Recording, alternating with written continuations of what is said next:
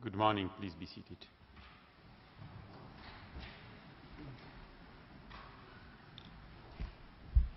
The sitting is open. We will hear this morning Serbia presenting its views on the counterclaim.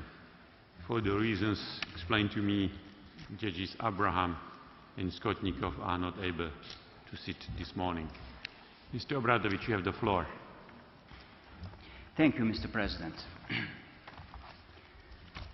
Allow me to continue today with the presentation of the facts and evidence in support to the counterclaim, which is related to Operation Storm and genocide that the Croatian official armed forces committed against a group of Serbs from the Krajina region.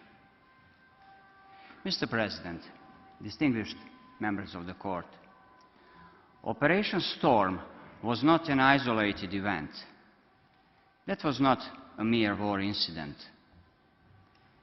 The operation was prepared well in advance, as reported by General Janko Bobetko in his book, and represented one of the key events in the deep tragedy of the Yugoslav peoples at the breakdown of their country.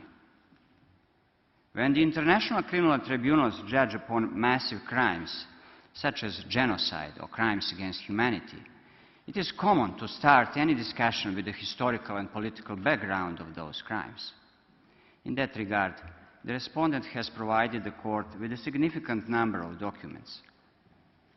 Without a due overview of that background, a court of law cannot fully understand how a spiral of crimes between Croats and Serbs developed and kept going on for such a long time in history, in spite of the decades of the seemingly peaceful socialist rule, and how that spiral reached its peak in Operation Storm in 1995. If this Court did not know what had occurred in Yugoslavia during World War II, in particular in the independent state of Croatia, it would not be able to understand those words of the young Croat soldier who, entering Knin on 5th August 1995, met Witness Hill, the UN military police commander of Sector South, and told him that, quote, he had been waiting for this since 1945, end quote. Nor how it was possible that over 2 million books were destroyed as unsuitable in the infamous Croatian 1990s process of Librocid, because they were written by Serbian authors, or they were printed in Cyrillic alphabet, or simply because they were about Yugoslavia.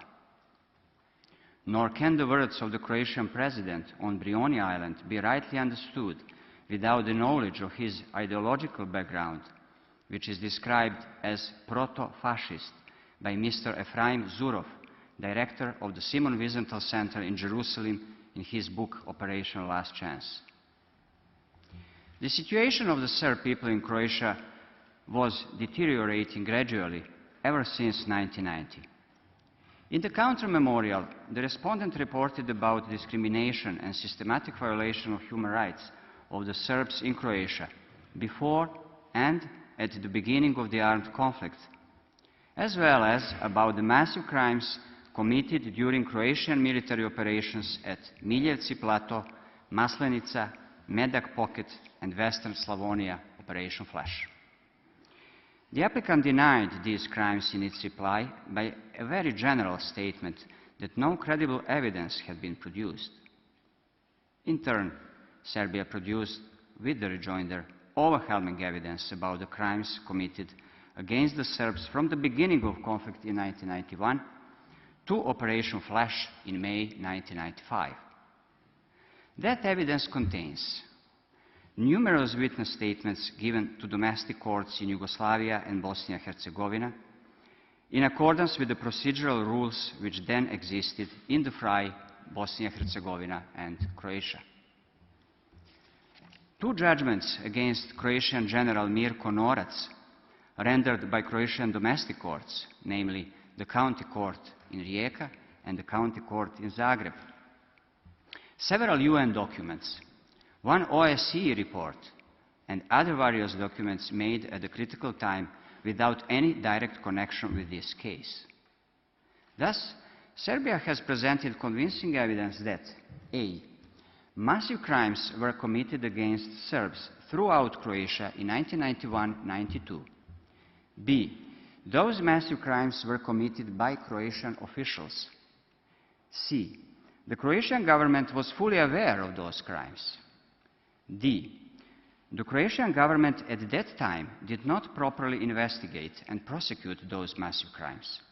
Quite to the contrary, those the most responsible for the crimes were later promoted to the higher ranks in the state hierarchy. E. After the deployment of UNPROFOR, the United Nations Protection Forces, Croatian official armed forces conducted ethnic cleansing of the Serbs. That occurred in the operations Maslenica, Medak Pocket, and Flash. I had been curious to hear what our colleagues from the Croatian legal team would respond to this. But the response was disappointing and indeed symptomatic as to the way in which Croatia approaches any assertion against its specific historical view. Namely, we were answered in the additional pleading in 2012 that the new evidence concerning the massive crimes against the Serbs in 1991 was, quote, wholly outside the purview of the subject matter of the counterclaim and therefore simply not relevant, end quote. Mr. President, we have never said that the crimes committed against the Croatian Serbs in 1991 form the subject matter of our counterclaim, for the simple reason that the court lacks jurisdiction ratione temporis for any acts which occurred before 27 of April 1992, and Croatia seems to have implicitly accepted that when arguing that acts taking place before that date are outside the purview of the subject matter of the counterclaim.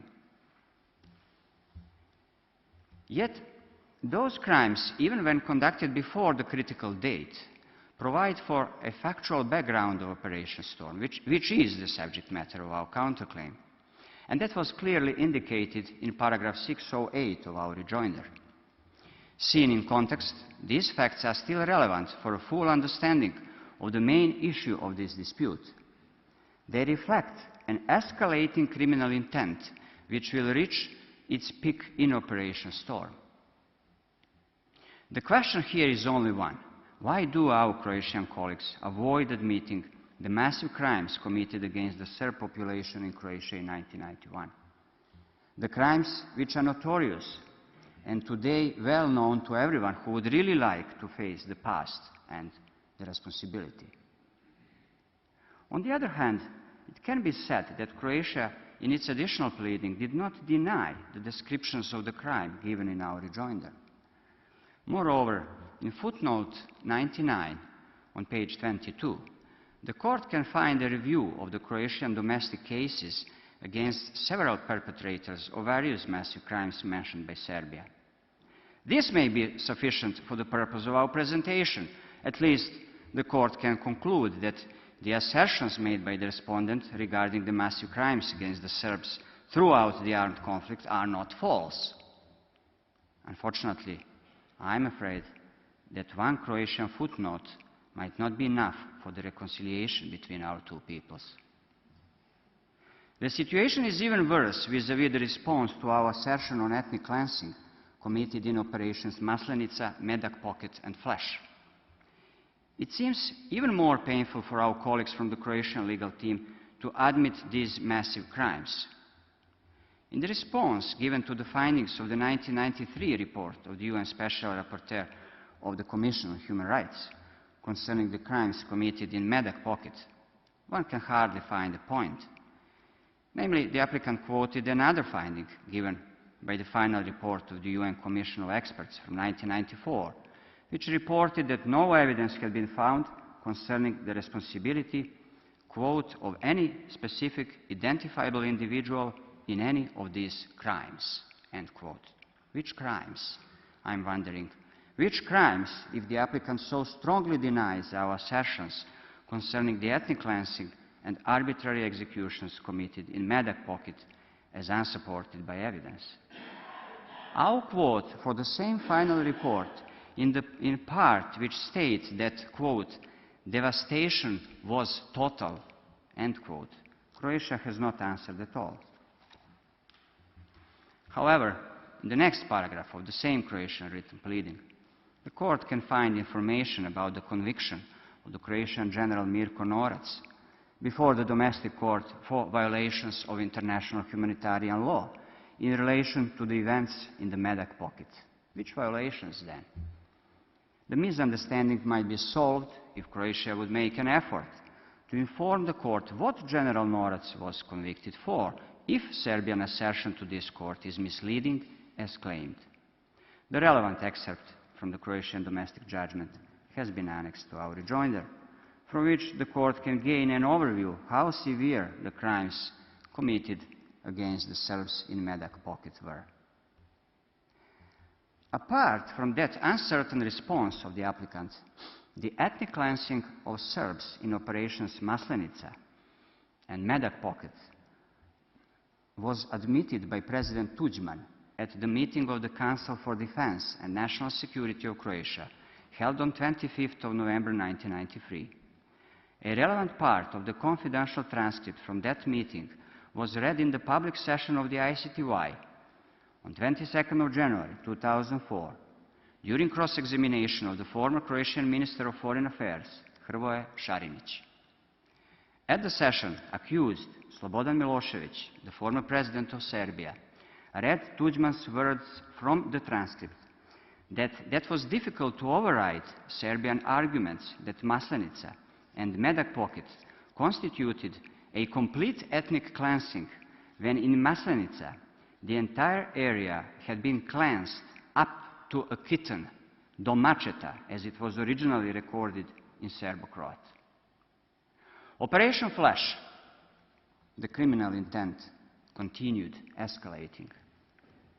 Yet, Croatia denies that any crime was committed in the operation by its official forces, let alone that ethnic cleansing of the attacked territory was performed. The witness statements produced by our side were attacked by unclear objections, as that those statements were not given in the context of an actual legal proceeding. Mr. President, the statements in question were given between 1995 and 1998, well before the Croatian application was submitted to this court, a fact which, in our view, can only fortify their credibility. In the additional pleading from August 2012, the applicant has adduced many arguments that Operation Flash was planned and executed as a legitimate military action directed to the liberation of the occupied territory and re-establishment of the legal order. However, the applicant has missed, deliberately, I suppose, to produce any answer to an important part of our presentation concerning Operation Flash. The conversation among Croatian President Franjo Tuđman, Minister of Defense Gojko Šušak, and Minister of Interior Ivan Jarnjak, noted in the confidential transcript of the session of Croatia's Council for Defense and National Security, held on 30th of April 1995, a day before Operation Flash commenced. The relevant parts of that conversation, which clarify the criminal intent of the Croatian leadership, can be found in paragraph 661 and 662 of the rejoinder. It would be appreciated if Croatia could give any reasonable explanation for its silence vis-à-vis the unpleasant contents of this document. Croatia has also used the argument that facts related to Operation Flash, as reported by 9 witnesses in their statements given to the investigative judges in Bosnia and Herzegovina, are not relevant to this case, because Operation Flash preceded Operation Storm, which is the only subject matter of the Serbian counterclaim. Once again, we cannot agree with so simplified view. The context in which the meeting at the Brioni Island was held, and the words of President Tuđman and his supporters at that meeting, which are very important for our case, cannot be fully understood without knowledge on the events that took place only 3 months earlier in Western Slavonia in Operation Flash. The agreement made at Brioni on 31st July 1995 was significantly based on the assumption that Operation Flash was a military, political, and international success of the Croatian government. In spite of A, a massive attack to columns of refugees near the bridge on the Sava River, B, executions in several villages of those Serbs who stayed behind, C, torture of prisoners of war, the crimes for which no one has ever been convicted. From the witness statements given between 1995 and 1998 before the courts in Bosnia and Herzegovina, we know today the manner in which Operation Flash was really conducted. President Tužman also knew that when he talked to his generals at Brioni. Finally, I have duly noted that our distinguished opponents in each and every discussion on the crimes committed by Croatian official organs do not miss to mention the crimes previously committed on the same territory against the Croatian civilians. Mr. President, allow me to assure you that the regret I expressed in the beginning of our oral presentation is also related to these Croat victims. Yet, that is not a proper defense by Croatia, if I may note, considering that that cannot be a justification for the ethnic cleansing of Serbs. Two evils in sum do not give one good. As we earlier discussed the crimes committed against the Croats, now we would like to discuss freely the crimes in which we believe the Serbs were the victims. The national, ethnic, and religious hatred towards Serbs in Croatia also represents the context in which Operation Storm was conducted. I am fully aware that that hatred was provoked to some extent by the crimes committed by Serbs in 1991. However, this fact does not mitigate the circumstances of the public treatment of the Serbian ethnic group in Croatia during the armed conflict. Croatian philosopher, Professor Žarko Puhovski, described this context clearly in his statement recorded in the documentary Storm over Krajina. He said, quote, "We are talking here about a large number of incidents which were influenced by emotions. But these incidents, these motions, had been prepared for years through propaganda, from television to the president of the country and all public factors in Croatia, who convinced the Croatian population, and especially the soldiers, that the Serbs are guilty as such, and that they should be punished as such." End quote. In the following raw video material made by the Croatian soldiers of the 142nd HV Brigade on 22nd of August 1992, during the arrest of one Serb soldier at the Miljevci Plateau, the court can see how this conclusion of the Croatian philosopher looked in practice. This video material was broadcasted on the Croatian national TV on 1st of October 2001.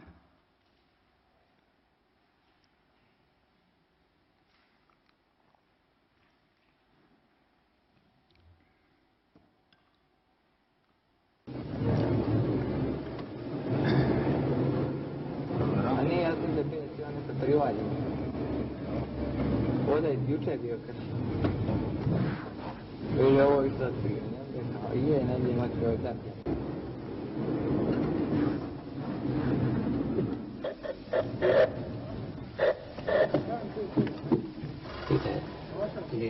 Gdje je Niper?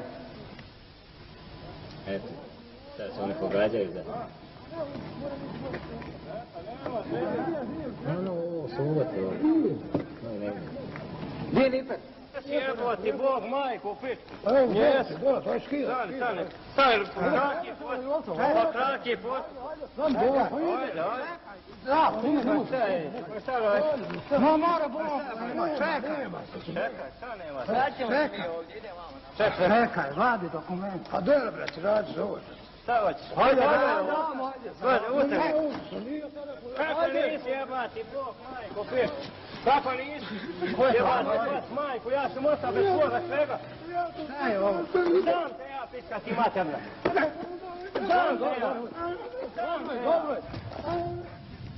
Vod ga sama, neće nikome ni ovdje, sama ići. Ja ćemo suđi. Jebam, hvat. Dobro, šta, maj? Šta? Ja došao. Nemo. Dobro tu. Podgamo. Pečka ti je manje. Daj će doveza. Pečka ti je manje. Si došao ovdje. Pokret si došao. Daj došao, Rajko na put. Šta nisi nikome išta? Da te Ustaša tuka? Šta ti ajme mače? Skidaj se go! Ko se skidaj? Skidaj se go!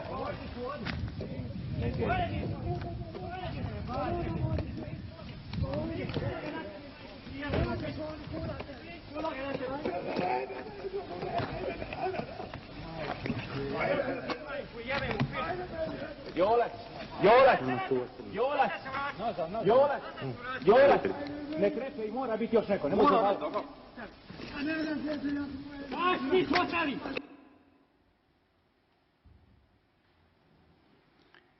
It is well known throughout history that the crime of genocide is not based only on the motive for revenge, but also on a certain disparaging public attitude towards other racial, national, ethnic or religious group of people.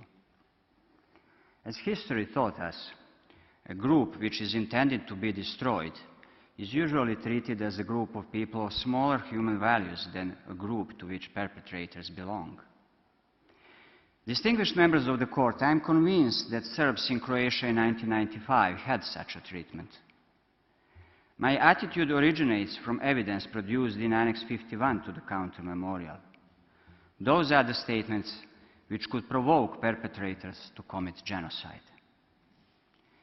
Thus, the court can find how Šime Đodan, special envoy of the President of the Republic of Croatia, at a traditional folk festival, stated publicly that the Serbs had pointed heads and probably also small brains, while President Tužba himself stated for the national TV that he was happy because his wife was neither Serb nor Jew.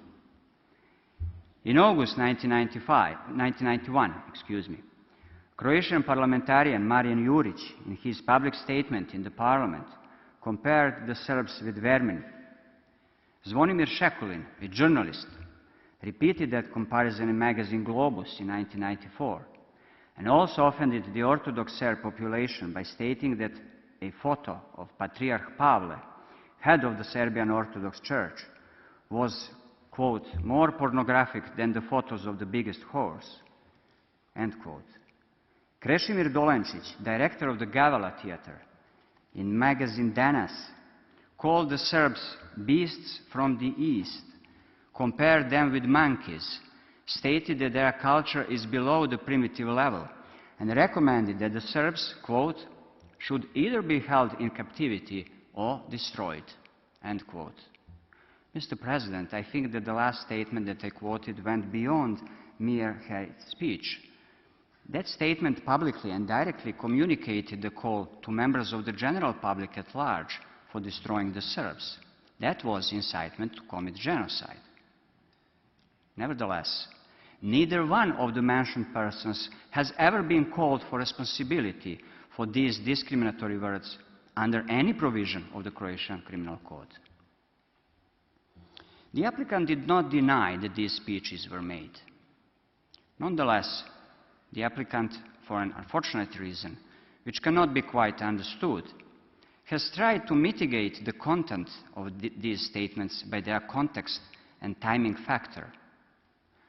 Tu quoque argument does not seem appropriate here, because the applicant, by invoking some evidence about the political propaganda of Slobodan Milošević, unsuccessfully tried to equalize two patterns which have never been equal in their intensity.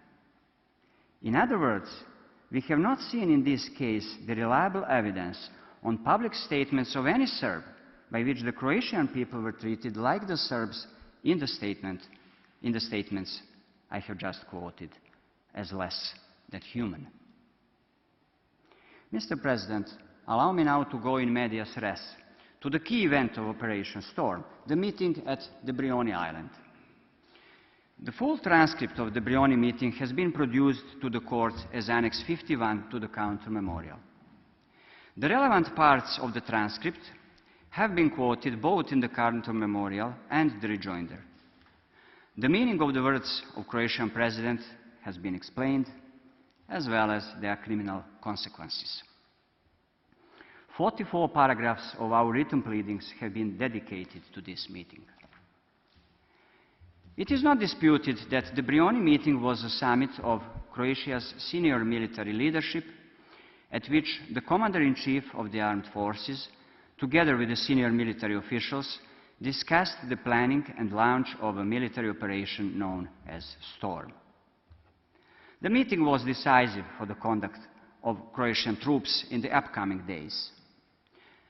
At the very beginning of the meeting, President Tužman declared, quote, "Gentlemen, I have called this meeting to assess the current situation and to hear your views before I decide on what our next steps should be in the forthcoming days." End quote. The meeting was conducted with the following statement of, the meeting was concluded with the following statement of President Tužman, quote, "So agree in principle in the spirit of what we have now discussed." End quote. The spirit of the meeting was expressed already in the introductory statement of President Tužman. He said, quote, "Therefore, we should leave the East, Eastern Slavonia it means, totally alone and resolve the question of the South and North, i.e. areas of Dalmatia and Lika, known as UN Protected Sector South, and areas of Kordun and Banja, known as UN Sector North. In which way do we resolve it?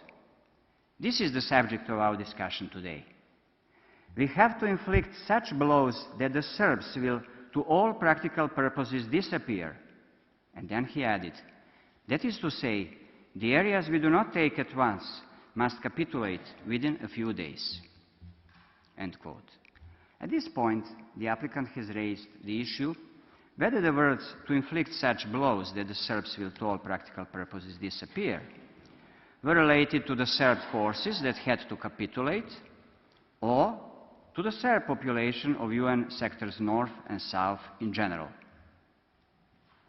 The respondent has convincingly demonstrated that the words in question were not related merely to the Serbian army of Krajina. This is visible from the next statement of President Tužman. Quote, "We must take those points in order to completely vanquish the enemy later and force him to capitulate. But I said, and we've said here, that they should be given a way out here, because it is important that those civilians set out, and then the army follow them. And when the columns set out, they will have a psychological impact on each other." End quote. Thus, it cannot be taken that Tužman was presumably talking only about the Serbian forces. He was talking here about the civilians and the army separately. Nevertheless, the treatment of both was the same. The Serb army and the Serb civilians would be together in the columns. They would have a psychological impact on each other, and they both had to get out and disappear. The Croatian president treated both the Serb forces and the civilians as the same enemy. His language is clear and unambiguous. This paragraph of the transcript does not stand alone. As we presented in our written pleadings, Tužman was confident enough at the meeting to plan some psychological effects in order to remove as many civilians as possible. That was confirmed by General Ante Gotovina, commander of the Split military district of the Croatian army, who said that civilians were already evacuating Knin and heading towards Banja Luka and Belgrade. And if the Croatian army continued this pressure, there would be not so many civilians, just those who have to stay, who have no possibility of leaving. Then, President Tužman immediately expressed his concern whether an attack on Knin was possible without hitting the UNCRO camp. By that statement, firstly, he showed how he understood the Gotovina's term to continue pressure on the civilians by shelling. Secondly, he is concerned that the UNCRO camp could be targeted, wiped out, all doubt, if any existed, that he talked exclusively about the legitimate military targets. Not at all. Otherwise, he did not have a reason to warn his general that the UNCRO camp had to be excluded from the shelling, because the UNCRO camp had never been a legitimate military target.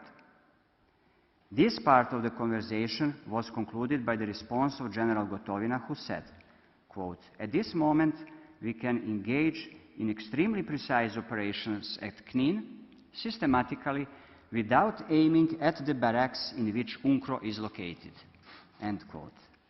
Finally, Miroslav Tuđman, the president's son, stated at the meeting that he expected that when the Krajina Serb forces would be pulled out, the governmental forces would clear the entire area in 10 days. Who would be cleansed then, when Krajina forces had already been pulled out? Consequently, in our view, there is no doubt that Franjo Tuđman, his son Miroslav, General Gotovina, and others at the meeting were planning a forcible disappearance of the Serbs from UN-protected sectors south and north, through the infliction of blows, the continuing pressure, the vanquishing, no matter which words were used to express their intent. The remaining question is whether these incriminatory words include the physical destruction of the group or merely its forcible expulsion. In other words, it is the question whether the plan for ethnic cleansing envisaged at Brionia assumed also genocide as a tool to make Krajina ethnically cleansed territory. Apart from the previous question, this one has not been raised by the applicant, for the reason that the applicant denied any criminal characterization of Operation Storm, either as genocide or the crimes against humanity. Nevertheless, our answer to this logical question is positive. Tuđman and his subordinates assumed genocide, if necessary, as the tool of the ethnic cleansing planned at Brioni. That answer is confirmed by the words of the participants at the meeting. Those were the statements vis-à-vis some specific actions, as the assault to the town of Knin. Thus, President Tuđman speculated, quote, "If we had enough ammunition," he said, "then I too would be in favor of destroying everything by shelling prior to advancing." End quote. The words "destroying everything" fully expressed his state of mind. If there was any doubt about the meaning of the terms as to inflict such blows, to all practical purposes disappear, to completely vanquish the enemy, presuming that the Serb civilians also belong to the enemy, that doubt now disappears. The same intent was confirmed by General Gotovina, who clearly expressed his readiness to destroy Knin by the following statement, quote, "Mr. President, at this moment, we completely control Knin without hardware. That's not a problem. If there is an order to strike at Knin, we will destroy it in its entirety in a few hours." End quote. This was an original interpretation of the meaning of Tuđman's words that the Serbs should to all practical purposes disappear by one of the key participants of the Brioni meeting. This was how General Gotovina understood the words of his commander-in-chief, as the destruction in its entirety. On the basis of the previous statements, the respondent believes that the Brioni transcript is a direct evidence of the existence of intent to destroy the Krajina Serbs as such. Yet, if any doubt still remains, I will continue to present the other circumstances of the Brioni meeting and its consequences in order to convince the court on the alternative basis that there is only one possible conclusion that could be inferred from those circumstances. Operation Storm was planned and conducted with the intent to destroy the ethnic group of Krajina Serbs. Firstly, in addition to the previous statements that, in our view, directly point out the intent of the Croatian state and military leadership in Operation Storm to destroy Serbs from Krajina, I would draw your attention to the following words of President Tuđman at the Brioni meeting, by which he implicitly ordered a revenge toward the Serbs. Quote, "Accordingly, we should provide for certain forces which will be directly engaged in the direction of Knin. And particularly, gentlemen, please remember how many Croatian villages and towns have been destroyed. But that's still not the situation in Knin today." End quote. The revenge is a motive, not a proof for genocide per se. However, it is also an important factor in the forming dolus specialis of the crime of genocide. In particular, if it is suggested by a head of state and supreme commander of military forces during the war.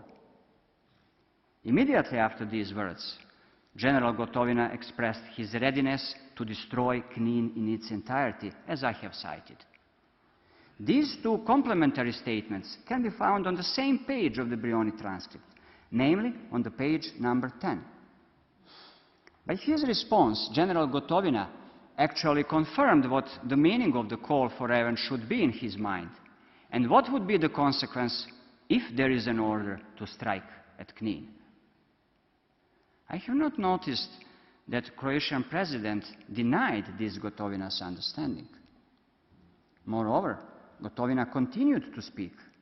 He described his armed forces with medium and long-range missile systems, emphasizing that the forces heading towards Knin were all from that area.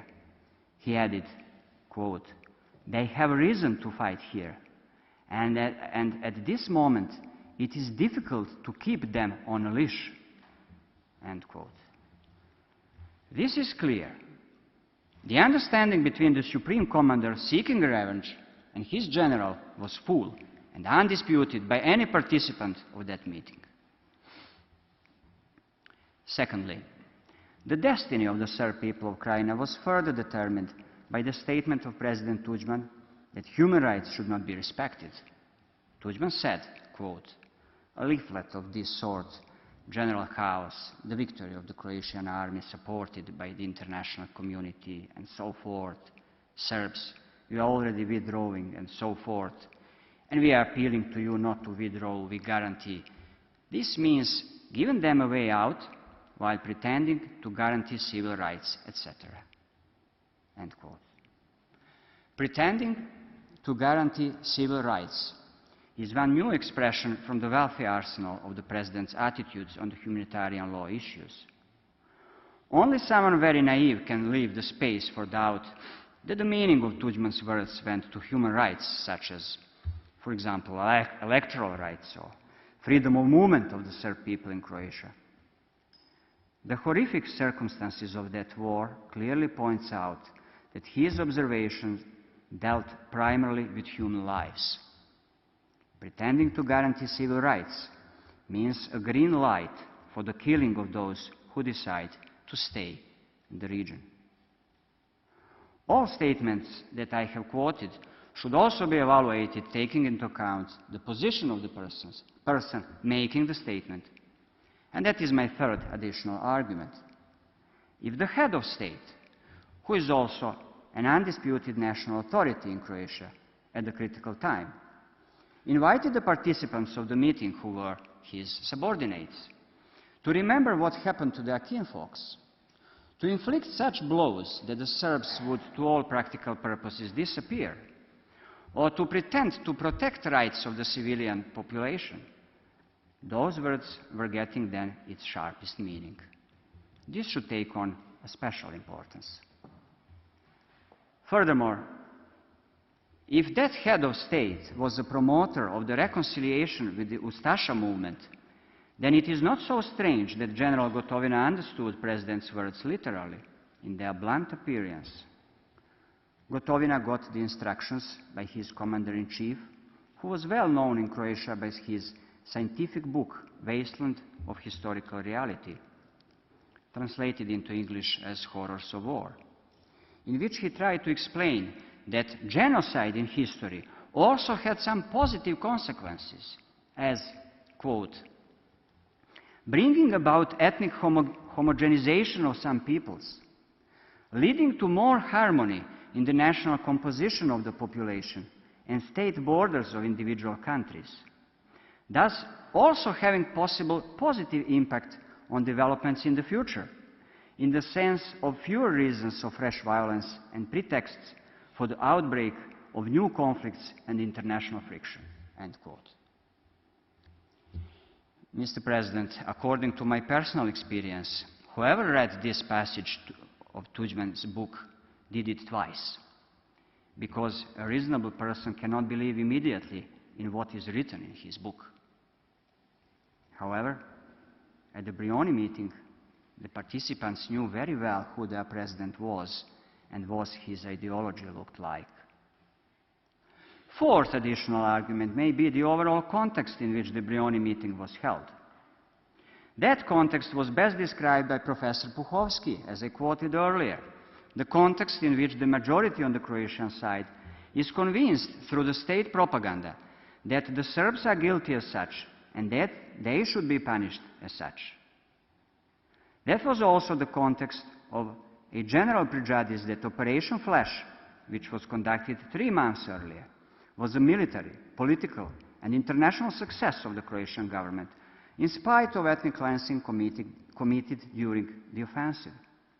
The kitten from Maslenica that I mentioned at the beginning should also be added to this context, as well as the promotion of Mirko Norac, a Croatian war hero, but also the most responsible person for the war crimes in Gospić area in 1991, and the ethnic cleansing in the Medak pocket in 1993 to the rank of general, and the commander of the Gospić military district, which was directly engaged in Operation Storm.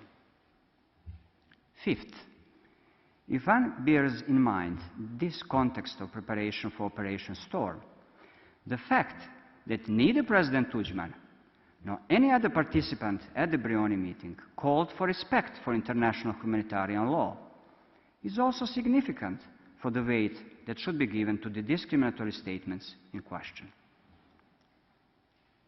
Mr. President, I have so far dealt with the intent that is directly visible, or at least that can be convincingly inferred from the very text of the transcript from the Brioni meeting held on 31st of July 1995.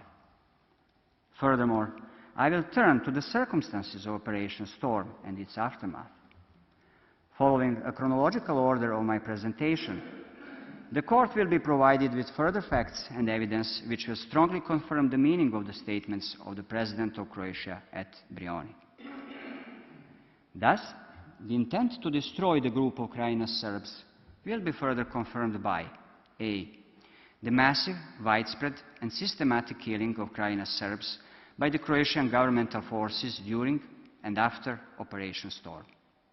B. Statements of Croatian soldiers and officers. C. Several statements by the Croatian high officials given ex post facto, which reflect their criminal intent. D.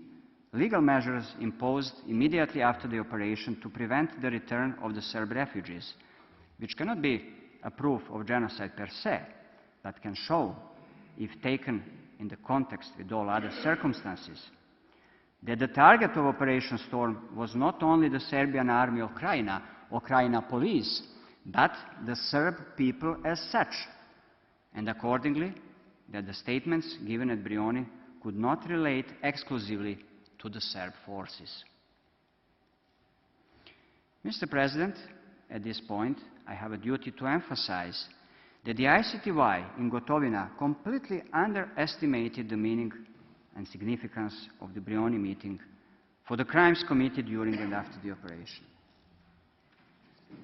The government of the Republic of Serbia expects that the Principal Court of the United Nations finally finds a remedy for this untenable situation and brings some sense of justice to the victims of Operation Storm and their families. The Court has noted that in the written phase of these proceedings, the parties made some efforts to explain what happened at the meeting in Geneva, held on 3rd of August 1995, 3 days after the meeting at Brioni, And which side did not negotiate in good faith there? The Republic of Srpska Krajina or the Republic of Croatia? Knin or Zagreb? A key for understanding what happened in Geneva lays in the context of that event. Namely, that round of international negotiations was held after the meeting at the Brioni Island, when the criminal plan of President Tuđman had already been hammered. Croatian president said at Brioni clearly that the upcoming negotiations in Geneva would be only a mask for what he prepared for the day after. In light of his Brioni statement, there is no doubt that the conduct of the Croatian government at the Geneva negotiations was in function of the fulfillment of the criminal plan known as Storm.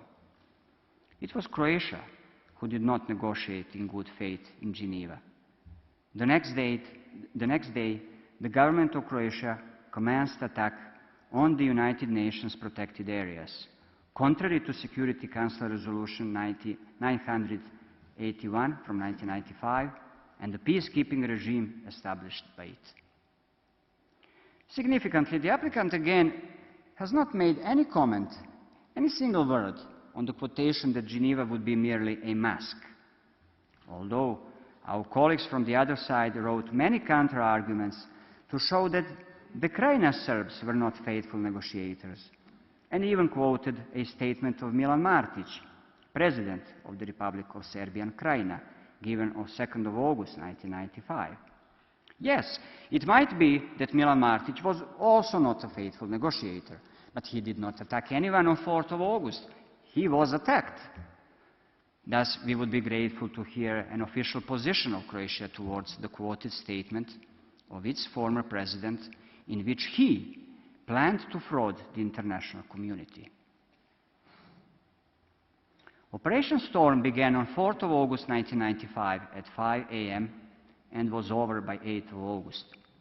From the military point of view, the outcome of the operation was never in serious doubt. On the one side were 150,000 soldiers, 135,000 members of the Croatian army and police, and 15,000 members of the army of Bosnia and Herzegovina, while on the other were around 30,000 soldiers of the Serbian army of Krajina.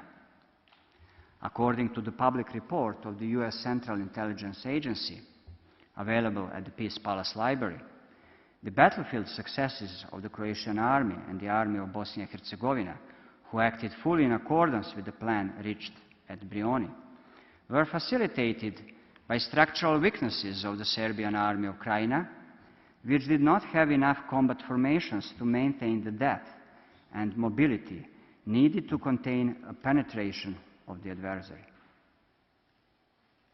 The Croatian operation was conducted from 4 different directions.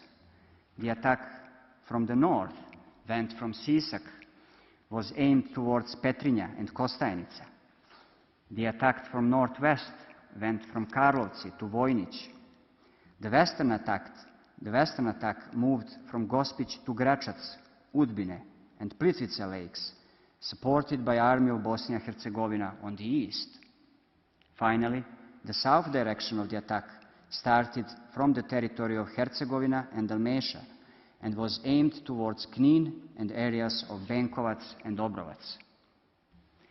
One of the key undertakings of the Croatian army was immediate and coordinated airstrikes and sabotage missions by ground forces against the command and control facilities across the Republic of Serbian Krajina. Another key event was the early capture of Knin, the capital of Krajina, and the symbol of the Krajina Serbs' rebellion against Zagreb, which was virtually indefensible. According to the CIA report, the previous Croatian Army's Operation Summer 95, in which it took over the town of Grahovo in western Herzegovina, quote, effectively sealed Knin's fate before Storm got off the ground, end quote. Knin was set under heavy shelling from early morning on 4th of August. The Krajina government and the Army's general staff pulled out during the following night to the village of Srb, some 35 kilometers to the northwest. Knin fell in the morning of 5th of August, when the Croatian army came into the town, which was almost empty of the population. That was the key circumstance preventing the total destruction of the town, for which General Gotovina clearly stated his readiness at Brioni. However, the fall of Gračac, a strategic point, on the same day formed part of the news encircling the entire Serb military position. Krajina Serbs were left with no other choice but to run before the Croat forces, leaving virtually everything behind. As General Mile Mrkšić, commander of the Serbian army of Krajina, testified before the ISTY, many Krajina soldiers left their units in order to assist their own families leaving, and as a result, the units collapsed. The formation of columns in the areas that were most in danger from the Croatian forces quickly became a chaotic escape of the complete Serb population of Krajina. Croatian Defense Minister Gojko Šušak pronounced the operation complete as of 6 p.m. on 7 of August, when the Croatian army reached its eastern borders with Bosnia and Herzegovina. However, on 8th of August, Krajina's General Bulat surrendered his forces that were remaining encircled in the Banija region to the Croatian army. The defeated soldiers and as many as 20,000 refugees from Kordun, the northwestern part of Krajina, were allowed to depart Croatia, escorted by the UN troops and the US Ambassador Galbraith, as CIA reports, quote, driving overloaded cars, buses, trucks, and tractors along a tortuous route that ran through western and eastern Slavonia to the Federal Republic of Yugoslavia, end quote. The images of their desperate column became a symbol of the ethnic cleansing of Serbs from Croatia. Mr. President, the respondent noted that the applicant stressed several times in these proceedings, in the written part of the proceedings, the destiny of that last group of refugees, in which only one person was murdered in the town of Sisak. In order to avoid any ambiguities, I hereby declare that the respondent does not consider that Croatian Army General Petar Stipetic, who negotiated the surrender of the General Bulat's 21st Corps of the Serbian Army of Krajina on 8th of August, shared mens rea with President Tuđman and other generals who were at the Brioni meeting. Firstly, General Stipetic did not participate in the discussion at Brioni, and secondly, it is well known that he was brought into the battle subsequently with a task to reorganize the faltering attack from the north.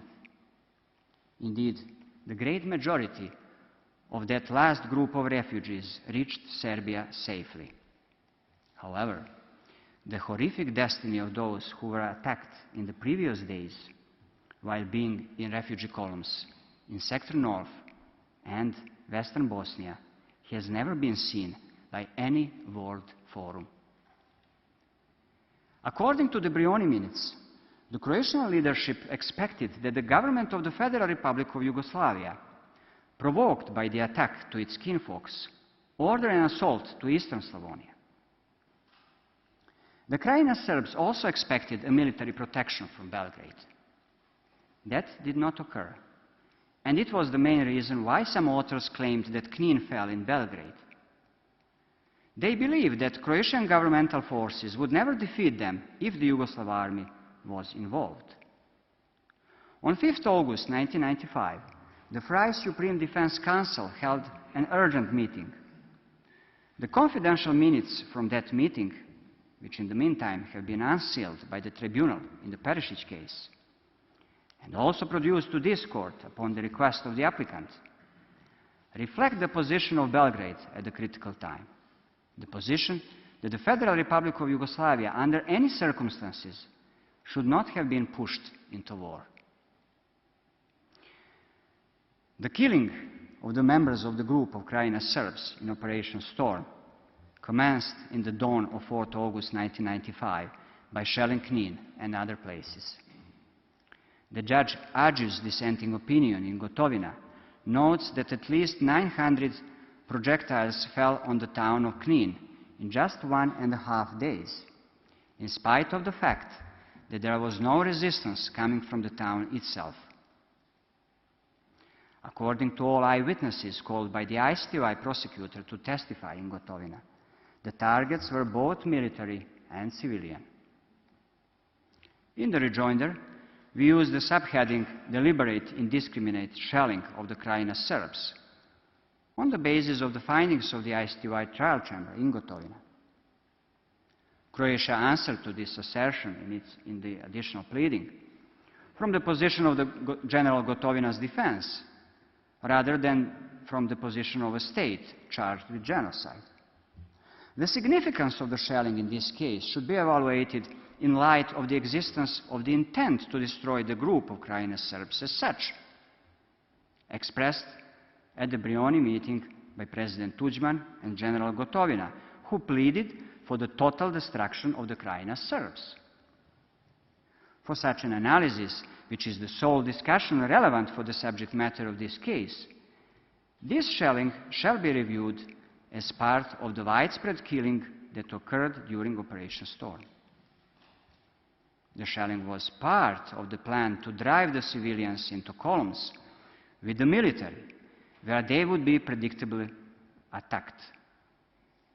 If we manage to demonstrate convincingly dolus specialis of the crime of genocide, and we believe that we do that, pointing out the statements of the Croatian leadership at Brioni, as well as the consequences of those words, then the Croatian arguments concerning the issues like the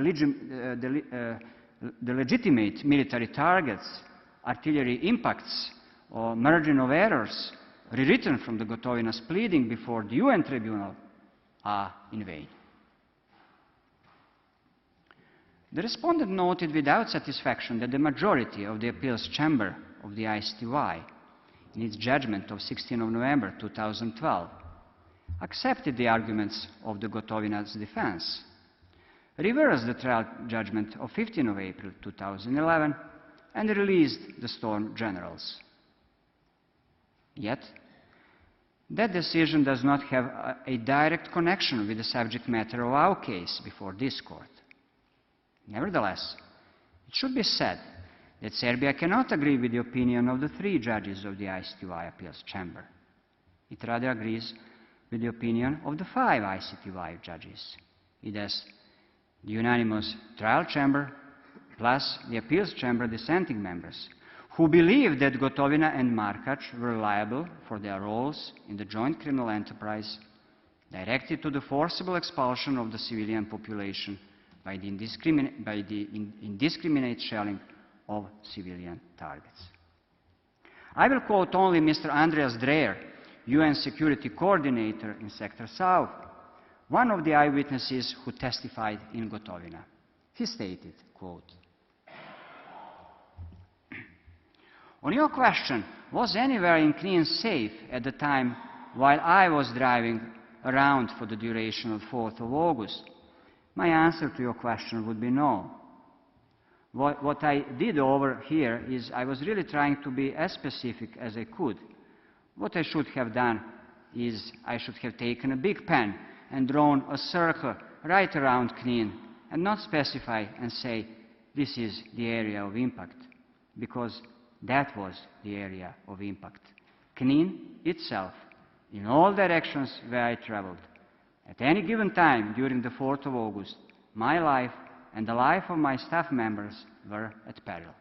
End quote. The majority of the ICTY appeals chamber ignored this statement, as well as many others which described the situation in Knin on 4th of August in a similar way. But this court can form its own view on this issue as far as it is necessary for the subject matter of the case based on the Genocide Convention. I will rather turn to the more important fact, to the consequences of the shelling, that is to say, to the victims. The ICTY witness, Madame Mira Grubor, a civilian, stated that a refugee convoy was directly hit by a bomb in the vicinity of the UN camp. She said, quote, "When we nearly reached UN camp, just as soon as we crossed the Krka River, I saw a bomb that fell onto a convoy of vehicles and tractors where people were waiting, obviously, for the bombing to cease to pass through the town." End quote. Her statement was corroborated by the testimony of witness Hill. That was the UN camp for which President Tužba at Brioni expressed his concern, while General Gotovina was calming him down, stating that his units would be engaged in extremely precise operations at Knin, systematically, without aiming at the barracks in which UNCRO is located. Hence, this is the proof that the refugee column was hit deliberately.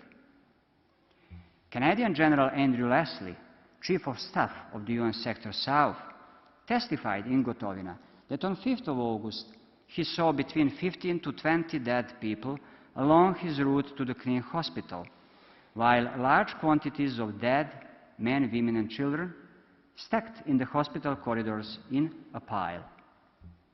The witness clarified that there were between 30 and 60 dead bodies and around 25 patients in absolutely critical condition. His statement was corroborated by the testimonies of witness Hill, the UN military police commander, and witness Dreyer, a security coordinator, who both saw the corpses in the streets of Knin. In its additional pleading, Croatia answered that the statements of Madame Gruber, Mr. Hill, and General Leslie were clearly inaccurate because, quote, "the trial chamber's judgment in Gotovina does not identify a single death or injury resulting from the shelling of Knin," end quote. The fact that the ICTY trial chamber did not identify a single death or injury resulting from the shelling of Knin does not automatically mean that the statement of General Leslie is inaccurate, let apart false, as the applicant implied. This court will have an opportunity to take its own view in relation to his testimony, while I will only observe that neither the ICTY identified by names and other personal data the victims of Srebrenica in the Krstić case, nor this court dealt with such identification in the previous case of application of the Genocide Convention. General Leslie, whose impartiality is not in doubt, was in position to see many dead people in Knin and to testify on that before the UN tribunal. He could not identify them. After all, he was under shelling. Does it really mean then, as Croatia implied, that there was not a single victim? This would be a strange conclusion. Unidentified victims are still the victims. However, a hard work through many years done by the Center for Collecting Documents and Information Veritas scored in the identification of 70 victims who were killed just in the town of Knin in Operation Storm, 36 civilians, 31 soldiers and 3 policemen, the majority of whom must be the victims of shelling. Thus, these two statements, Leslie and Strbac, appear as consistent and complementary. They are also supported by the statements of the ICTY witnesses Gruber, Hill and Dreyer, as well as by the ICTY protected witness 136, who was a UN interpreter at the critical time. That witness gave an account on unidentified graves, row by row, within the Knin cemetery.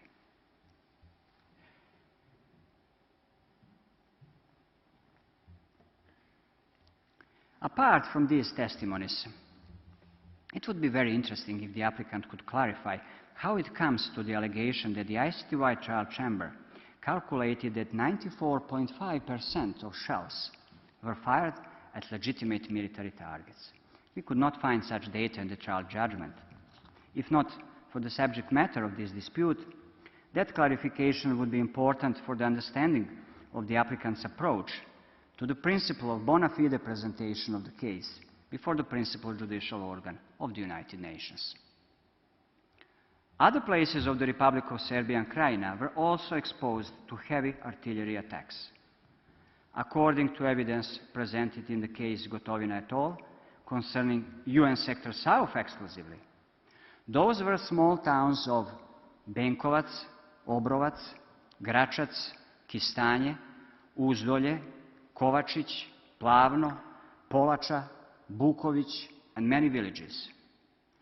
The ICTY trial chamber in Gotovina found that at least 150 projectiles fell on Benkovac and its immediate vicinity on 4th and 5th of August, and that no fewer than 150 projectiles fell on Gračac and its immediate vicinity on 4th of August 1995. The trial chamber also made no finding of resistance coming from Benkovac, Gračac, and Obrovac. The exodus of the Krajina population began with the indiscriminate shelling that forced the civilians to run away from the line of fire that was gradually moving forward. According to the report of the Croatian Helsinki Committee for Human Rights, the Serb population left UN Sector South almost entirely until the end of Saturday, the 5th of August, while the inhabitants of Sector North started to leave the area between 6th and 8th of August. The maps that you can see on the screen, prepared by Veritas, show the directions of the withdrawal of the refugee columns and their gradual daily movement towards east.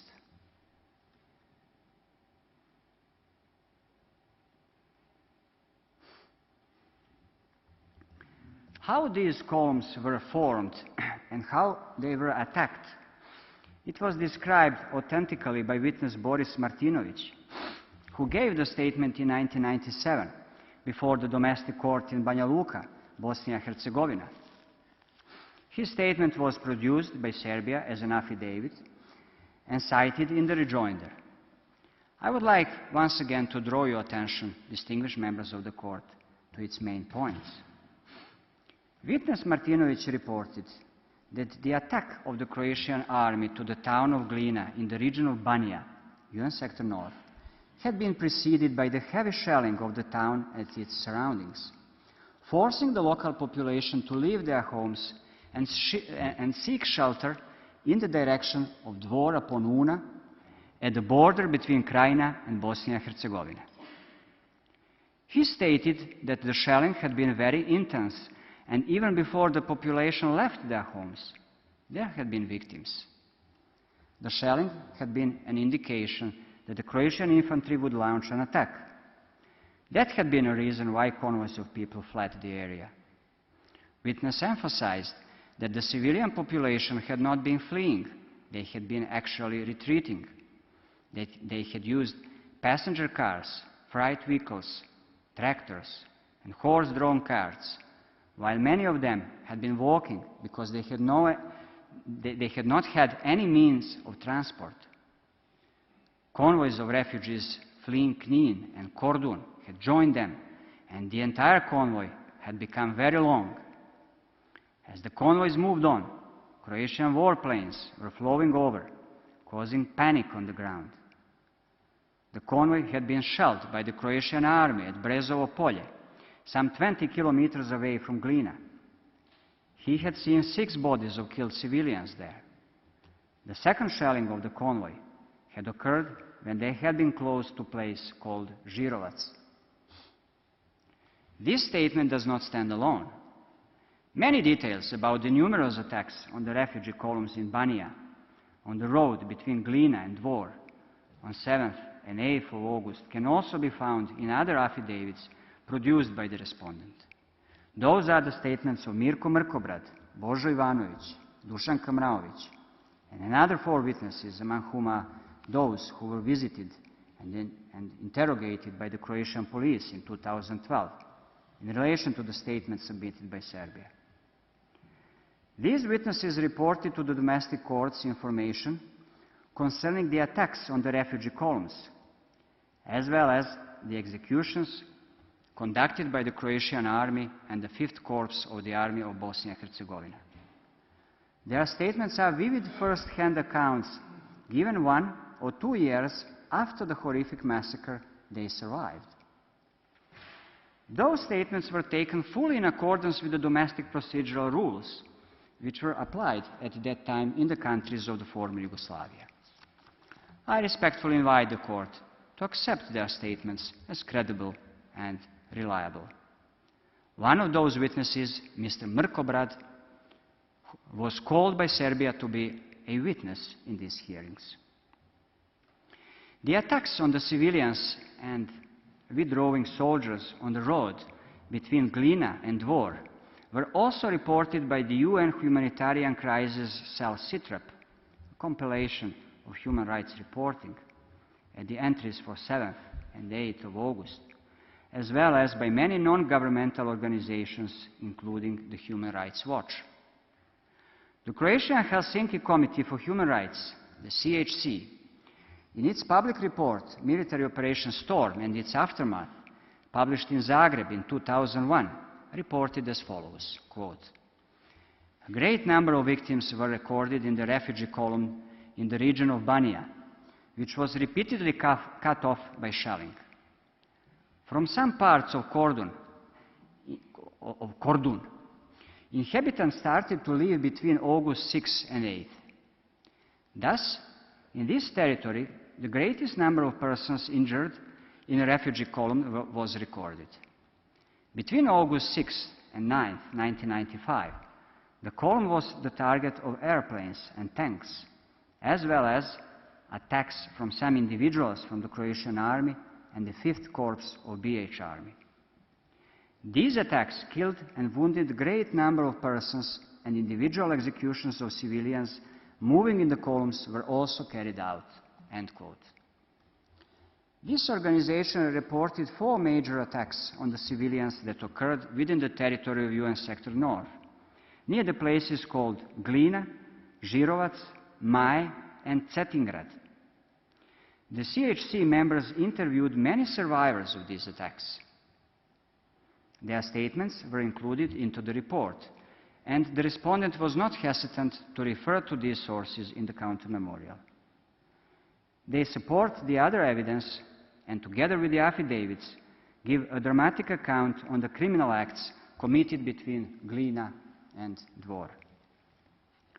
According to the data collected by the NGO Veritas, at least 189 people were killed in several attacks on the convoys on the road Glina-Dvor. Their names are recorded in the list of the victims of Operation Storm, which is permanently available in English on the Veritas website. Among these victims, 2/3 were civilians. In the place called Žirovac, 67 victims have so far been recorded by Veritas, out of which there were 43 civilians, with 21 women among them, 23 soldiers, and 1 Krajina policeman. The mortal remains of only 17 victims of Žirovac have so far been exhumed and identified by the Croatian authorities, while all others are still registered as missing.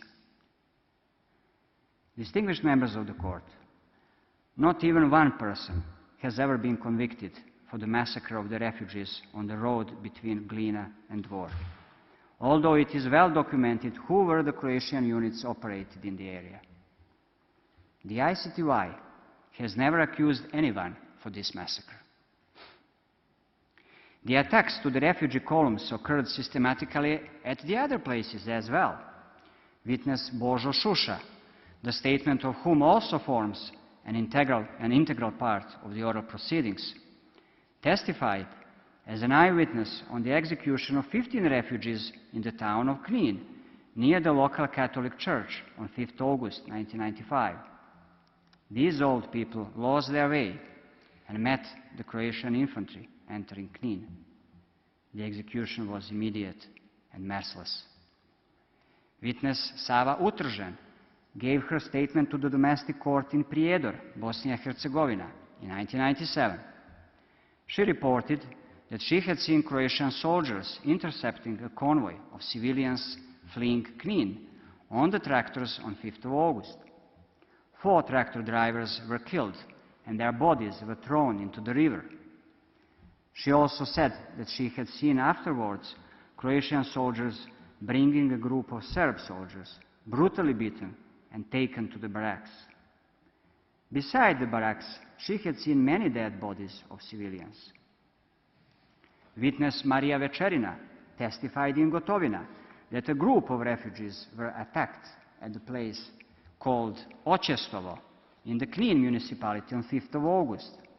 After a short detention, her son, Stevo Večerina, and other 5 men were executed. The names of these victims are recorded by Veritas. Another 3 ICTY witnesses in Gotovina, Dušan Dragičević, and protected witnesses P001 and P013, testified that on the same day, a group of at least 20 refugees from the village of Polača were attacked by Croatian soldiers at the place called Kovačić. In this incident, 3 Serbs were killed and at least 3 wounded, while the others managed to run away into the nearby forest. There is no one single conviction for any of these crimes. The attacks to the refugee columns did not cease even after the refugees managed to pass the Croatian border. The ICTY protected witness P56, as well as 2 witnesses, the statements of whom Serbia produced to the court as affidavits, testified about the airplane attack on the refugee column near Petrovac in Bosnia and Herzegovina, at the place called Bravsko, in the area also known as Medeno Polje. According to their statements and the data collected by Veritas, in this air attack, 9 Serbs were killed, among them 4 children, while 10 were wounded. I will later come back to the attacks on the refugee columns that the Croatian army conducted on the territory of Bosnia and Herzegovina. Mr. President, these massacres confirms the real meaning of the notorious words of Croatian President at the Brioni Island. We have to inflict such blows that the Serbs will to all practical purposes disappear.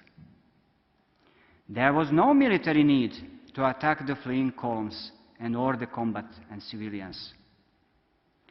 As we stated in the rejoinder, the columns were attacked for a sole reason, to destroy the ethnic group living in Krajina. These attacks sent a clear message to those surviving that their return was not possible. Mr. President, at this point I would kindly ask you for a short break. Yes, I understand you deserve the break even more than members of the court this morning, as you have still some 85 minutes to plead. So the sitting is suspended for 15 minutes. Thank you, Mr. President.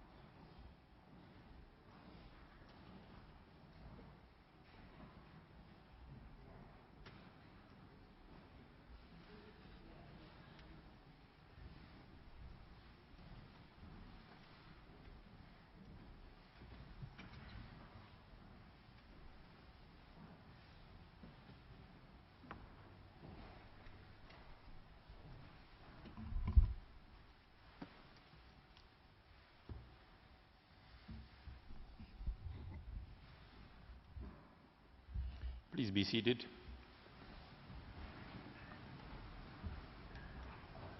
The hearing is resumed, and Mr. Obradovic, you can continue. Thank you, Mr. President.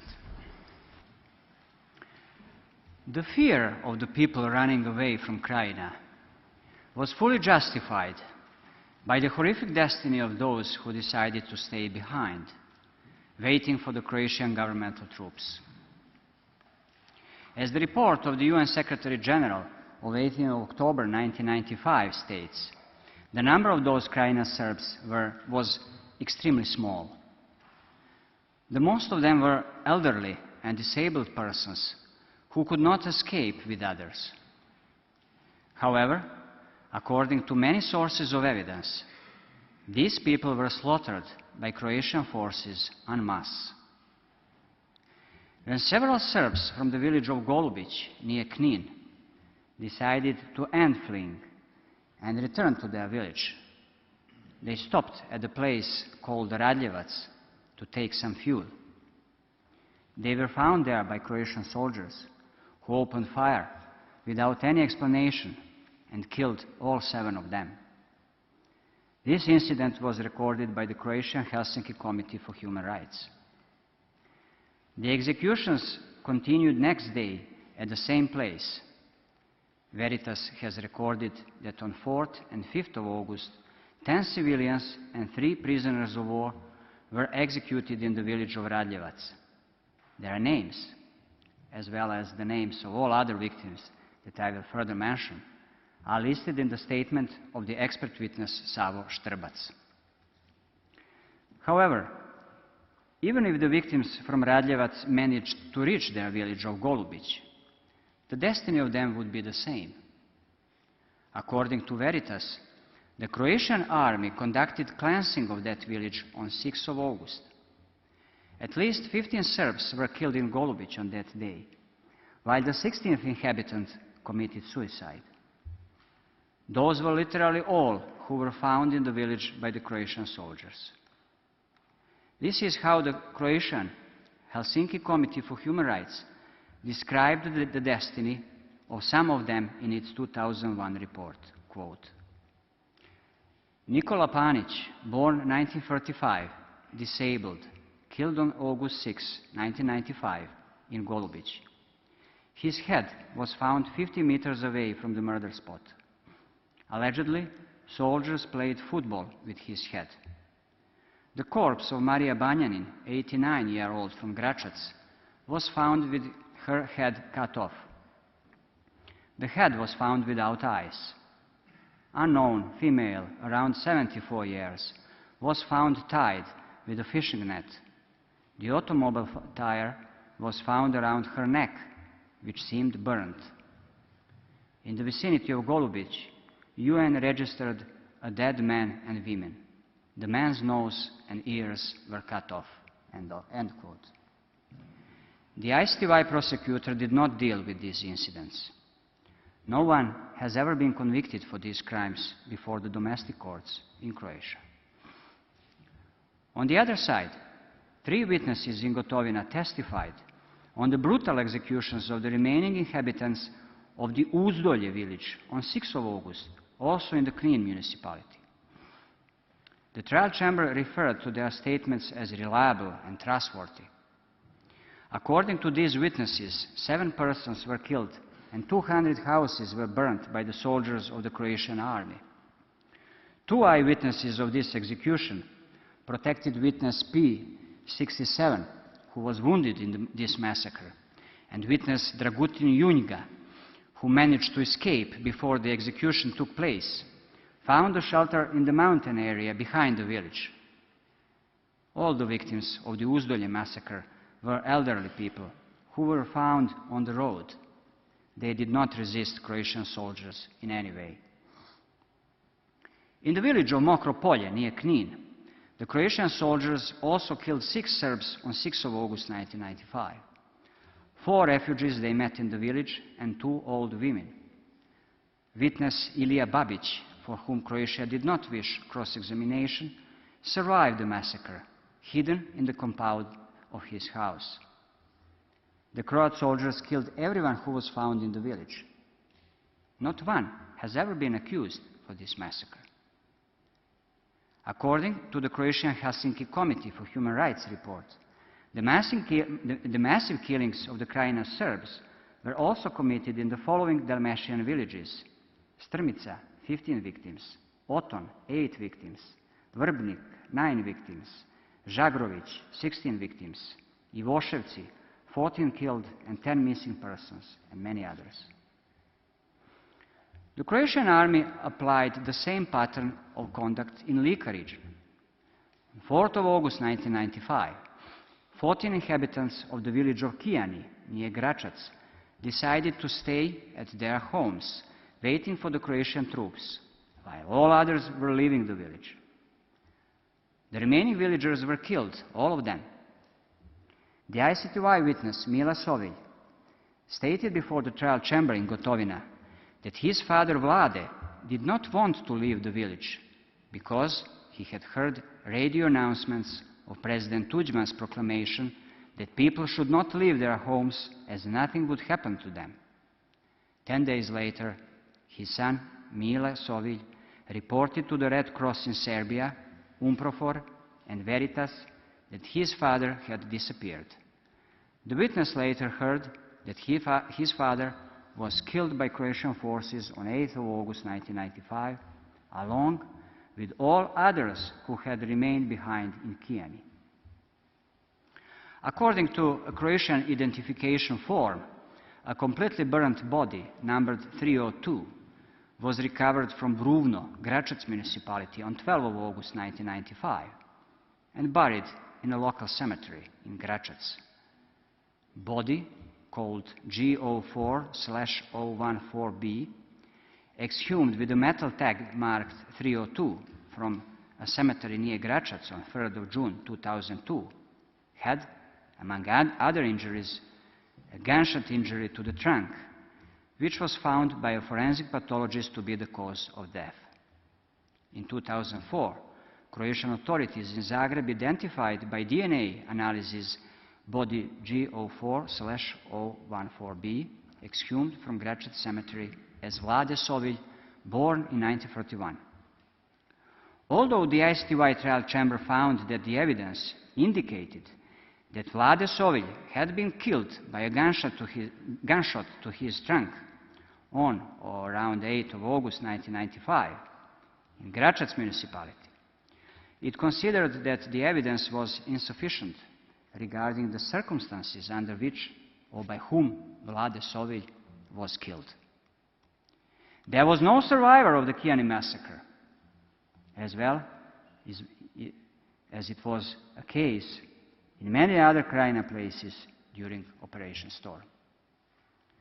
The trial chamber was unable to draw any conclusion regarding the identity or affiliation of the perpetrator, and accordingly it did not further consider this incident in the course of the indictment against Croatian generals. The killing of other 13 inhabitants of Kijani was not even examined by the ICTY prosecutor. Does it mean that the massacre did not occur?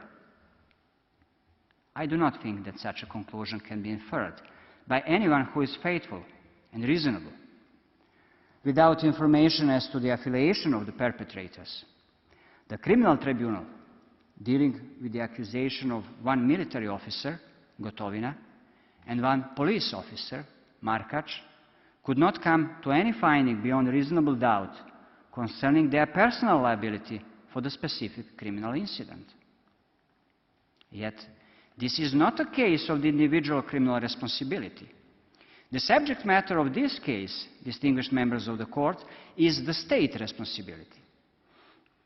There is no doubt that the crime was committed on the Croatian territory after the fall of Krajina. There is no doubt that there was no military fighting on 8th of August and thereafter in the Lika region. The village of Kijani, at the critical time, was under effective and exclusive control of the Croatian armed forces. Nevertheless, whether they were military or police units. This leads us to the unavoidable conclusion that Croatia is responsible for this violation of international humanitarian law that occurred in the village of Kijani. On the other side, the execution of the remaining villagers of Oralovac in the municipality of Donji Lapac by the Croatian army was proven in Gotovina beyond reasonable doubt. When the Croatian army entered the village on 7 of August, 5 out of 6 remaining inhabitants were arrested. One of the arrested, Milan Ilić, managed to escape, while other 4, including his brother Marko, were executed. Hidden in the bushes, witness Milan heard 8 shots, 2 bullets for each of the victims. The 6th inhabitant of Orovac was an old, immobile woman. Her name also appears today on the Veritas list of victims of Operation Storm.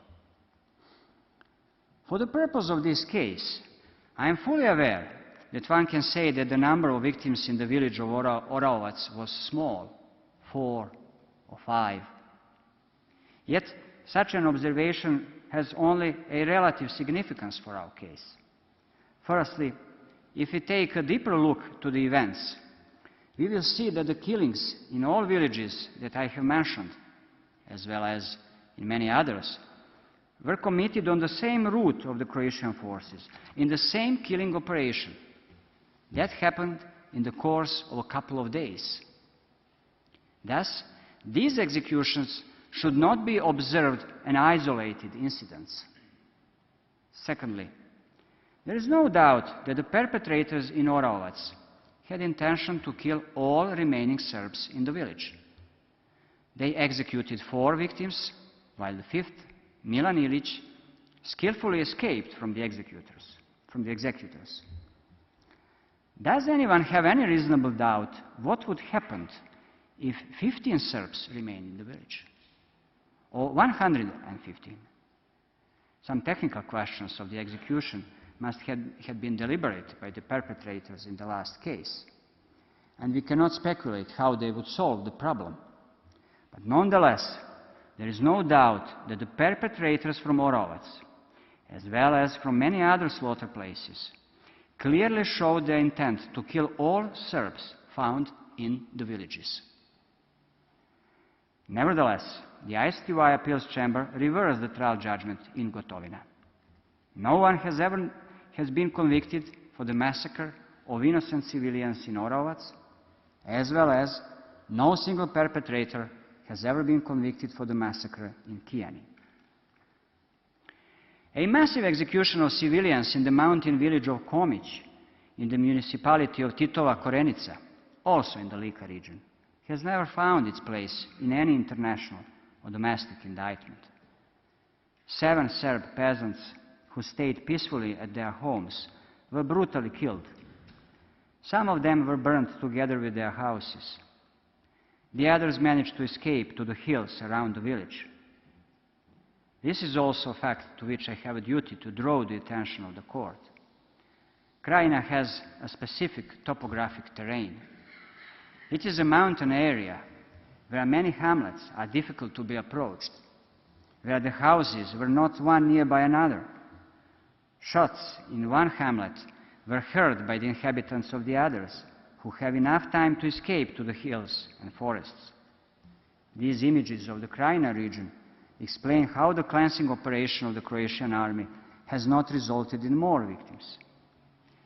Madam Jela Ugarković, one of the Komić survivors, gave her witness statement on that horrific event in these oral proceedings. All the same, although the municipality of Gračac was among the places recorded by the ICTY indictment in Gotovina as a scene of the systematic and massive murders, the murder of 4 inhabitants of the village of Glogovo of that municipality was not examined by the prosecutor in the course of the trial against 3 Croatian generals. When Boris Jakšić, on 7 of August 1995, went from the mountain pasture down to the village, Croatian soldiers told him to invite other shepherds to come downhill in order to obtain new identification documents. Those who accepted this invitation and came later to Glogovo were killed. A witness of this event, Dragica Petrović, the wife of the victim Rade Petrović, passed away in 2001. In the meantime, the NGO Veritas had recorded her statement. Veritas also reports that 12 civilians remained in the village of Doljani, in the municipality of Vrhovine. Those were the old persons, many of whom were ill or disabled. During August 1995, the Croatian armed forces killed them all in their houses or nearby. Many of them were burned with their houses. All these crimes in the Lika region were also recorded in the 2001 report of the Croatian Helsinki Committee for Human Rights. In addition, CHC reported that 8 Serbs were killed in the village of Zalužnice in August 1995. According to the Veritas data, another 12 old Serbs were executed in the village of Zrmanja, in the hamlets called Gudura, Nadvrelo, and Palanka. An average age of the Zrmanja victims was 71, while in the case of Doljani it was 67. Mr. President, distinguished members of the court, in my presentation of the killing of the Serbs who decided to stay in Krajina, I have been so far dealing with the destiny of the remaining inhabitants of UN Sector South only. The map that you can see now on the screen is made by the ICTY prosecutor. It shows the places of killings, red dots, examined in the Gotovina trial. However, the following map, prepared by our legal team, shows the places of executions that I have pointed out, or I am going to point out today. The obvious difference among these two maps can give you insight about the difference between the two cases. As you can see on the second map, the killing of the inhabitants who stayed behind the refugee columns was committed also in UN Sector North. Thus, the CHC 2001 report gives information inter alia about the executions of civilians between 4th and 6th of August in the Duga Resa municipality, the region of Kordun. On 5th of August, 6 members of the Croatian army killed 5 victims in the house of Nikola Dmitrovic in the village of Donji Skrad. 4 of those victims were women. Another woman, born in 1941, who escaped the massacre on 5th of August, was found next day by the Croatian soldiers. She was raped and thrown to a well where she died. While the 6th victim, a woman born in 1905, was also killed in Donji Skrad on 5th of August.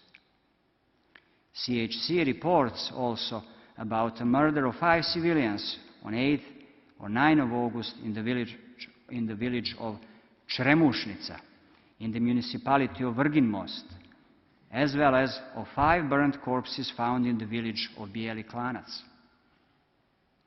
According to the Veritas list of victims in the region of Banija, the Croatian army entered the village of Luščani near Petrinja on 6 and 7 of August 1995 and killed at least 11 Serbs, everyone who were found there. While on 7 and 8 of August in Šaš, the municipality of Kostajnica, 6 civilians who remained at homes were killed. The killing of the Serbs continued long after Operation Storm was finished. According to the 1996 Human Rights Watch report, quote, local human rights monitors reported that an estimated 80 elderly Serb civilians had been executed in the months from November 1995 to April 1996, long after the Croatian government had asserted control over the region and promised it would guarantee the safety of the Serbs living in the Krajina area, end quote. Some more light was dropped on these aftermath crimes, like the massacres perpetrated in Sector South, in the villages of Grubori, the hamlet of Plavno, Gošići, and Varivode, primarily due to the free movement of the UN troops, which was re-established from 9 August 1995 onwards, upon the pressure of the international community. Thus, the UNCRO investigation teams could record some consequences of the subsequent crimes on their videotapes. The UN video material found its place later in the documentary called Storm over Krajina, which was admitted into evidence in Gotovina. Members of the court, I would like to kindly invite you to take now your earphones.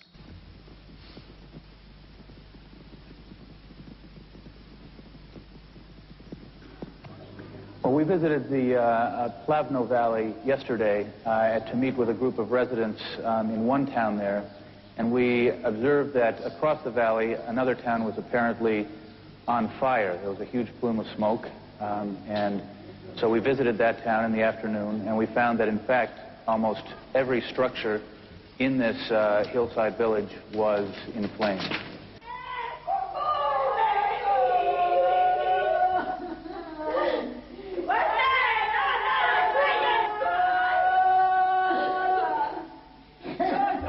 On the evening of the 25th, we went back to the village and we found a couple of more people there in addition to the ones we had found. They were wailing and grief-stricken because in the interim they had found 2 dead bodies, people who had been killed evidently earlier that day. And we witnessed the bodies. The 2 people had apparently, one person had been shot through the head. Another person, both of them were elderly men, had his throat slashed.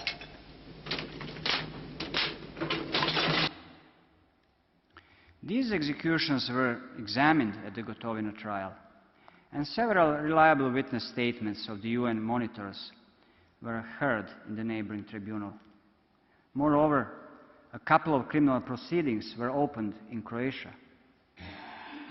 Unfortunately, according to the attitude of the majority of the ICTY appeals chamber, the impunity for these crimes prevailed.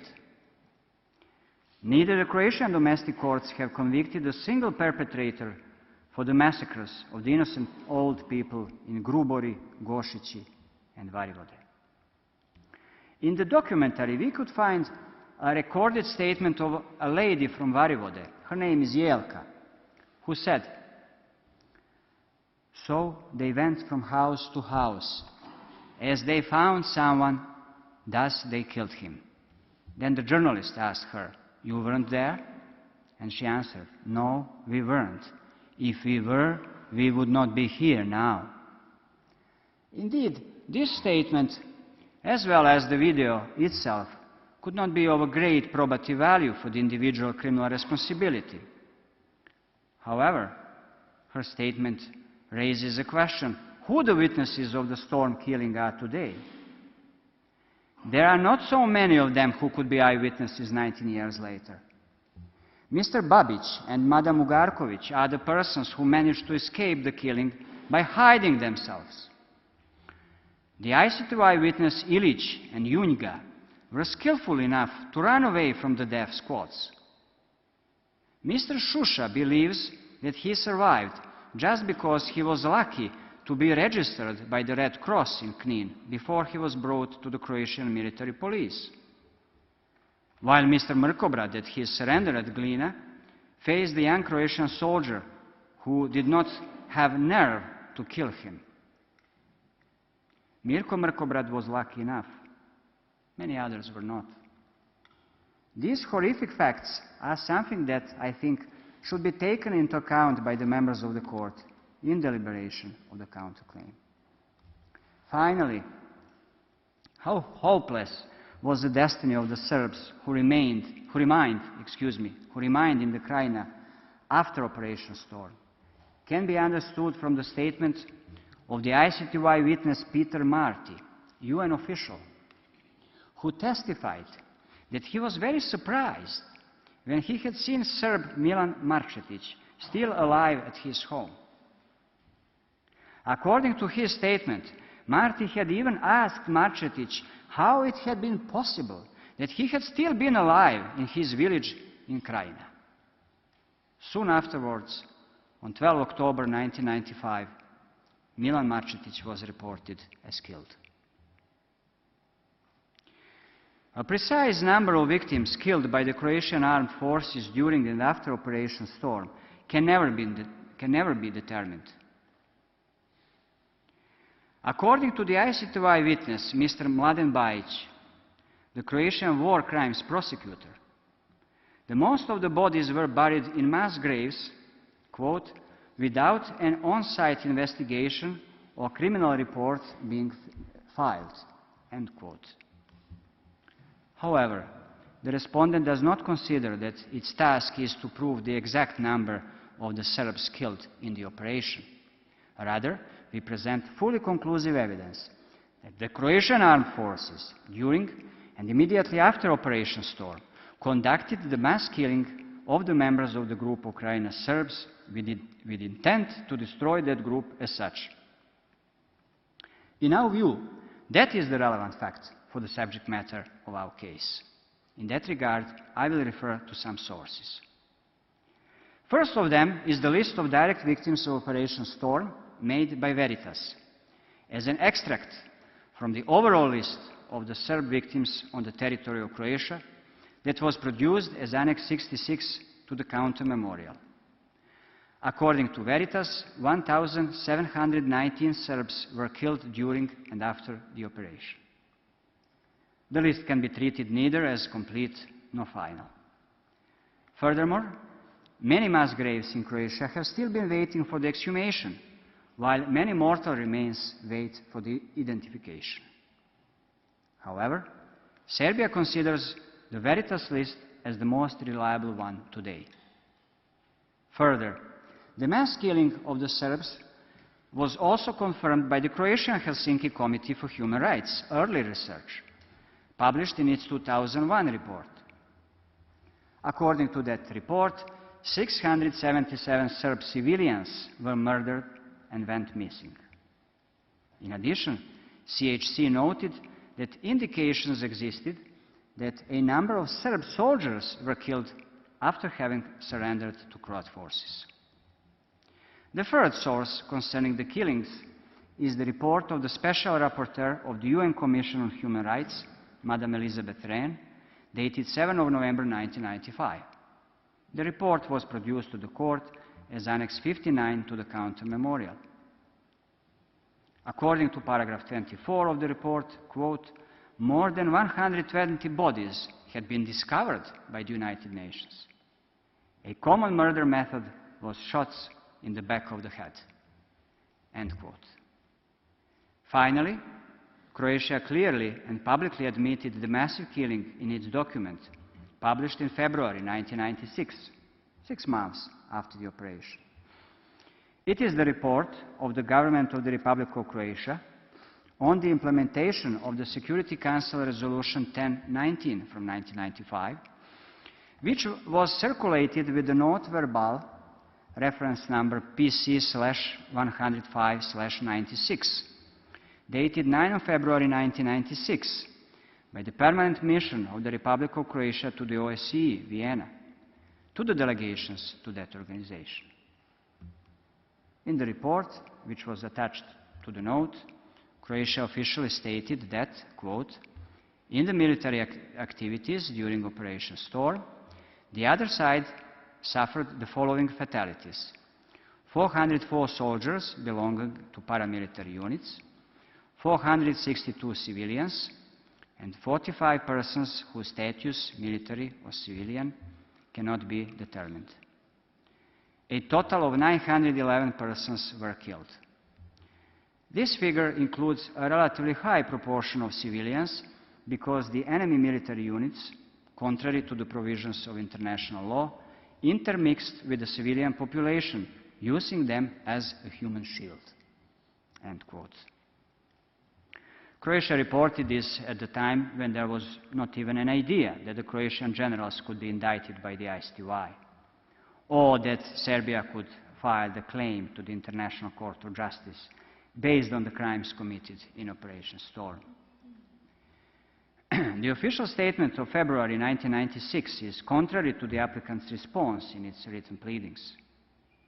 Namely, the applicant neither admitted that such massive killing occurred during Operation Storm, nor claimed that using civilians as a human shield was a cause of their deaths.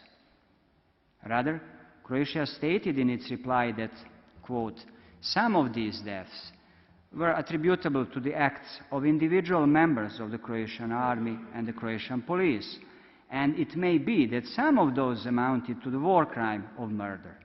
End quote. End quote. In the same vein, Croatian President His Excellency Ivo Josipovic, in his statement given to the Serbian television B92 on 7 of December 2012, underestimated the number of civilian victims of Operation Storm to the number between 200 and 300. According to the Veritas research, the total number of persons killed between 4th and 12th of August 1995, that is, during the first week of the operation, is 1,513, including 887 civilians, 616 soldiers, and 10 policemen. This figure demonstrates how intensive the attack on the Serb ethnic group in the Republic of Serbian Krajina was. As we have convincingly shown in these proceedings, the storm killing was massive, widespread, and systematic. The group of Krajina Serbs was attacked as such. The number of the executions was determined to the large extent by the opportunity given to the perpetrators. In determination of this important factor, the members of the court should take into account some undisputed facts. A. The massiveness of those who decided to run away before facing the entry of the Croatian forces. It was estimated that 200,000 Serbs left the area. B. The extremely small number of those who stayed behind the refugees, estimated to be 3,000 in Sector North and 2,000 in Sector South. C. The characteristic of the Krajina terrain, which allowed many civilians to find the shelters in the hills and forests. D. The fact that a significant number of Serbs found shelter in the UN camps or were escorted by the UN staff under the control of the international observers and journalists, as it was the case with the last group of soldiers and civilians who surrendered near Topusko in Banija on 8th of August. Taking all these facts into account, one can conclude that the number of victims killed certainly represents a high proportion of those who were under the power of the army and police that took the control over the region.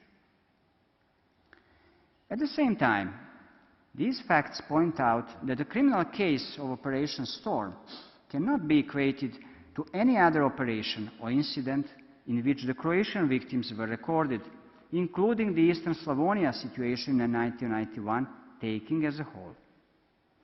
According to the memorial, that situation was described as numerous attacks to the Eastern Slavonian villages by the GNA and paramilitary units, sometimes including serious battles, such as that one in Vukovar, after which sporadic incidents of mass murders were recorded, together with many cases of torture, humiliation, and general discrimination of the Croat civilians. However, the remaining Croat civilians, according to the applicant, were exiled from March to May 1992, about 6 months after the takeover of their places. Should I say that all opportunities were in place during those 6 months for their physical destruction, if such intent existed? Yet, that was proven not to be the case. Mr. President, as I emphasized earlier today, the intent of the Croatian government to destroy the Krajina Serbs as an ethnic group is visible from the transcript of the Brioni meeting. Yet, if its contents are not convincing enough, I promised that the conduct of the Croatian troops during and after the operation will confirm such intent. The killing is one of the actus reus of the crime of genocide, but it can also point out, by its massiveness and persistence, what the intent of the perpetrators was. To summarize, firstly, I have already demonstrated how massive, systematic, and widespread the killing was. Secondly, I also offered a view to the limited opportunity available to the perpetrators, which, however, was fully used. Thirdly, I have mentioned today many villages in which all those who were found by the Croatian armed forces were executed. The conclusion is unavoidable. The more Serbs decided to stay at home waiting for the Croatian units, the more would have been killed. There is no doubt that so massive and widespread attack on the members of the group of Krajina Serb had to cause serious bodily and mental harms to a huge number of both those who managed to flee from Krajina and those who stayed in the region but somehow escaped the execution. Some examples that can confirm this conclusion could be found throughout our submissions and evidence produced. For instance, witness Mirko Mrkobrad testified in 1997 before the district court in Požarevac, Serbia, that after his arrest in Glina, he suffered a serious torture in a collective center in Sisak. He had lost 6 teeth. The guards had fractured 2 of his left side ribs and broke the joints of his middle fingers on both hands. Another witness, the statement of whom is submitted as Annex 54 to the rejoinder, testified how he had been interrogated at a prison in Glina. Quote, "They took away all my papers and burned them there. They punched me and beat me with batons. They made me do push-ups even though I was wounded. They stood on my fingers and put a muzzle into my mouth. I don't know those who beat me. They were all uniformed men." End quote. Witness Dušanka Mraović had a baby when Croatian soldiers arrested her in Dvor, where she had come in the refugee convoy. 2 soldiers, Ivan and Zlatko, asked her where her husband was, kicked her around her lawns, resulting later in urinating blood. And when she admitted that her husband was in the army of adversary, they asked her whether she would be ready to eat her child's testicles if they cut them off. However, their mate Josip protected her and gave her some food for the baby and a blanket. She was transported to the school 22nd of July in Sisak. "I spent 21 days in that camp," she said, "where I was beaten like others once or twice a day. The beating mainly occurred at night. The camp guards who beat us wore police uniforms. They beat us by ordering us to get up and put our hands behind our necks and walk in circle crying out for homeland. Some of the guards kicked us with their boots and the others hit us by batons all over our bodies or throw leather balls at us all over." End quote. Some statements of the survivors were recorded also by Veritas and quoted in its report in 1998, published bilingually in Serbian and English and available in the Peace Palace Library. Thus, Mr. Davor Radić described his arrest, quote, "Before entering the bus, we were handcuffed 2 by 2 and beaten with clubs, fists, legs, whatever. We were also beaten on the bus. They changed when they got tired. We were beaten to heads and backs. We had to sing the Ustaša songs and their hymn, and each song we had to say, 'We are Serbs, we are shit.' We had to kiss the ground when we got to Zadar. While we were kneeling, they beat us to chest and stomach with their feet." The statement of Mr. Jovan Manojlović relates to the treatment that the detainees suffered in Benkovac. "They beat us with stick, boots. They forced us to lick blood-stained floor. They forced us to swallow some cigarettes. They forced us to take a handful of salt without giving us any water." Mr. Mile Karapanja describes his arrest in the Brođani area on 4th of August, when he was beaten with boots, fists and clubs. Thus his 2 teeth were broken. Later he was imprisoned in Karlovac, where he had to fight against other prisoners in the cell. He was also forced to put women's clothes on, in which he was fooled around the town. Witness Božo Šuša reports about the torture he suffered by the Croatian soldiers at his surrender in Knin quote, "They beat us with boots and baseball clubs. They broke a broom against my head. They also put a bell on me, and I had to imitate a sheep and a donkey. They took a photo of me with the bell." End quote. Later, he was transferred to the prison in Katalinić Brig in Split, where he was tortured by electricity during the interrogation. Suffering physical and mental torture in the prison in Zadar, detainee Milan Jović committed suicide on 4th of September 1995. The systematic killing of Serbs were followed by other activities directed to the destroying every possibility that Serbs who were not killed could live on the territory of Krajina. In the counter-memorial, Serbia presented how massive and systematic the burning, destruction and looting of the property of Krajina Serbs were after Operation Storm. I would kindly draw your attention to those facts and evidence presented in the counter-memorial.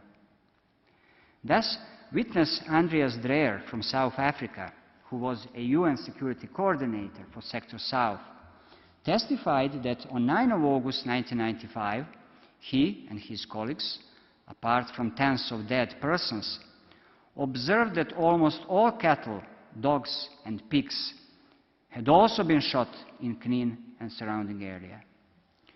Witness John Hill from Canada described the same situation in Otrich, where he saw houses burning and, quote, all of the animals, cows, pigs, sheep, whatever, had been killed, shot, end quote. Witness Jela Ugarković similarly testified about her eyewitness experience. She had seen carcasses of dead livestock all over the village of Komić, a lot of dead horses and poultry. According to her testimony, the livestock farming was the source of income in the village. Some families had up to 20 cows. The consequences of this conduct were explained in the best way by UN General Foran, commander of Sector South. His statement was recorded in the documentary Storm over Krajina. I would like once again to kindly ask you to take your earphones.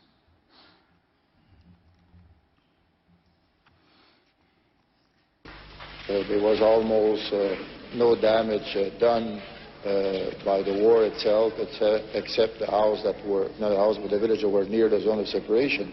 Here in Knin, even though about 2,000 rounds fell, there was minimum damage. The house that you see were mostly burned and looted by the Croat forces. It's still ongoing today, almost a month, after the war has ended, and it makes you wonder why they're doing that. At the same time that the Croat government is saying that this is not happening. I think you can see it with your own eyes that this is happening, and we have proof, and we see it daily, that it's the Croat forces that are doing it. We're also finding bodies as we go to a small village on a daily basis, people that have been shot or people that have been their head, cut. So what type of life can they expect by staying here? It's a form of ethnic cleansing, it's to ensure that the Serb people that have fled this area will not come back. And if they come back, they will have no more house, no more animal, because they've either been killed or stolen, and all the crops have been burned. So you come back to what? Nothing. So I think it's a form to ensure that they will not come back. At the end of September 1995, the European Community Monitoring Mission reported that 73% of Serb houses were burnt and looted in 243 villages which were investigated. The report of the UN military observers from 4th of November 1995 states that 17,270 houses were destroyed or damaged after the commencement of Operation Storm in Sector South. In order to sweep out any doubt regarding the intent of the Croatian armed forces, if any still remains, I will further refer to some statements that expressed mens rea of the crime of genocide. First, I will refer to the statement of witness John Hill, UN military police commander in Sector South, who testified in Gotovina. During his first meeting with the Croatian soldiers entering Knin on 5th of August, he asked them what they were going to do. One soldier, who was on top of a tank, answered him that they were going to kill all the Serbs. Second, when Captain Hill tried to release one UN interpreter of Serb ethnicity, one Croatian army officer who wanted to kill the interpreter told him that, quote, any Serb man of military age, 19 to 60, who left the UN camp would be shot, end quote. Captain Hill managed to save the interpreter, but firmly believed that had he not gotten there that fast, the Croatian commander would order killing the man on the spot. In his statement, recorded during the interview with the ICTY investigator, Mr. Thomas Elfgren, on 28 and 29 of May 1997, admitted into evidence in Gotovina as exhibit number P00292, and produced by the respondent to this court on 14 of January 2014. Hill stressed that if the members of the Croatian army caught a Chetnik, they shot him. He was asked then by the investigator, there's no question about taking as prisoner. The answer was, no, that was never discussed. It was either I was taking him or they were going to shoot him. Third, witness Božo Šuša stated that he had seen and heard a Croatian army officer who on 5th of August, entering Knin on the main road, had ordered his soldiers to shoot them all at random. The execution of the Serb refugees on 2 tractors was conducted immediately thereafter. This evidence is corroborated by a statement of one Croatian war veteran who was interviewed by Croatian daily Jutarnji List in 1998. He stated, quote, the plan was to clean everything up as soon as possible. Some will get out and will waste the others. There were no civilians for us. They were simply all enemies. It was an unwritten order that there were no prisoners of war to be taken, but for the sake of saving our face before the world public opinion, a very small number of prisoners of war were nonetheless left alive, end quote. Furthermore, several statements of the Croatian state leadership, given ex post facto, confirmed the intent they had during Operation Storm. In his euphoric speech in Knin on 26 of August 1995, President Tuđman declared, quote, there can be no return to the past, to the times when they, the Serbs, were spreading cancer in the heart of Croatia, cancer which was destroying the Croatian national being and which did not allow the Croatian people to be the master in its own house, end quote. That statement of President Tuđman is quite similar to the statement of Dr. Mladen Lorković, Minister of Foreign Affairs, who said, quote, Croatian people must clean itself from all elements which are its misfortune, which are foreign and strange to that people, which dissolute from one evil to another through decades and centuries. Those are our Serbs and our Jews, end quote.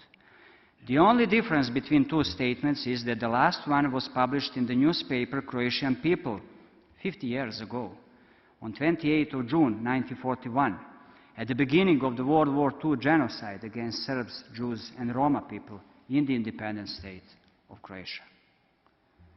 Thus, the applicant's head of state considered that the Serbs were spreading cancer in the heart of Croatia. The same metaphor was used by Croatian Minister of Foreign Affairs Hrvoje Šarinić in his conversation with the US Ambassador Mr. Peter Galbraith, when they, after Operation Storm, discussed the opportunities for Serbs to come back to their homes in Krajina. According to Galbraith, who testified in Gotovina, Šarinić said the following, quote, we cannot accept them to come back. They are a cancer in the stomach of Croatia, end quote. The difference between 2 statements can be found rather in the location of Krajina, in the Croatian national body, than in the attitudes of 2 state officials towards the Serbs as such. In our rejoinder, Professor Sheibas explained this choice of metaphor, its meaning, and poisonous language which direct the elimination of the group of people. It is quite difficult to advocate today that these attitudes of the Croatian President and the Minister of Foreign Affairs appeared no earlier than Operation Storm was over. No, Mr. President, there is no doubt that these statements given ex post facto reflected their attitudes toward the Serbs from Croatia in general, the attitudes that existed at the time when the operation was planning at Brioni. The respondent has noticed that the applicant has so far not adduced a single word to explain these statements of its state leadership. It speaks something for itself. In the written phase of the proceedings, Serbia produced a number of reliable documents containing the convincing evidence that the government of Croatia immediately after Operation Storm A. had confiscated the property which had belonged to the Krajina Serbs if the owners had not come back in 30 days, later, under the pressure of the US government, prolonged to 90 days, but with the same effects. B. had taken measures to colonize Croats in the Serb land and houses, which had not been destroyed in the meantime. C. had amended its electoral law in order to reduce the number of the Serb representatives in the Croatian parliament. We quoted the words of President Tužman from his meeting with Minister Jure Radić on 11 August 1995, a couple of days after the end of the operation, when the President of Croatia confirmed his intent that not even 10% of Serbs be allowed to live in Croatia ever again. These words are a direct reflection of Tuđman's state of mind from the meeting at Brioni Island 3 weeks earlier. Although his statement is not evidence for itself of the intent to destroy the ethnic group of Serbs, it can confirm that the target of Operation Storm was the group as such, and not only the Krajina's armed forces. Tuđman's instructions from the Brioni meeting ought to be understood in that light. Although the applicant persisted on the position that, quote, Croatia had not imposed any legal barriers on the return of Serb refugees, end note, and even adduced some mitigating interpretations of the meaning of the legal measures following Operation Storm, the applicant has never denied Tuđman's words and his state of mind regarding the refugees quoted in the rejoinder. That state of mind is in the rough discordance with the interpretation of history that the Croatian legal team would like to introduce in this case. In addition, the court might find very interesting the description of Tuđman's attitudes by the former US ambassador to Croatia, Mr. Peter Galbraith. According to Galbraith, Tuđman preferred a reasonably or basically homogeneous Croatia. He believed and stated that the Serbs in Croatia were too numerous and constituted a strategic threat to the state. Tuđman spoke approvingly of population transfers and also believed that Croats should leave areas that he did not think they could hold. He considered both Muslims and Serbs as part of a different civilization than Croats. Tuđman believed in the idea of a greater Croatia. Tuđman informed Galbraith after the Krajina Serbs had left Croatia in August 1995 that these Serbs could not return.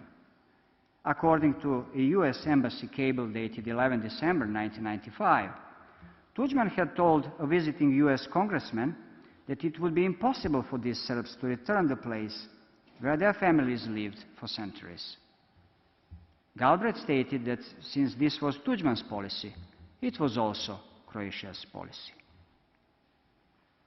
Mr. President, I would now summarize some facts regarding the Krajina Serbs as part of a wider group of Serbs living in Croatia.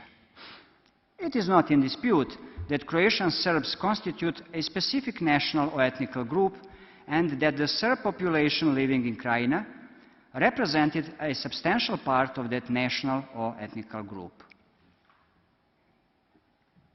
The respondent also claims that the Krajina Serb population was a distinct geographically located community in an area which was of immense importance to Serbs from Krajina, to Serbs from Croatia, excuse me.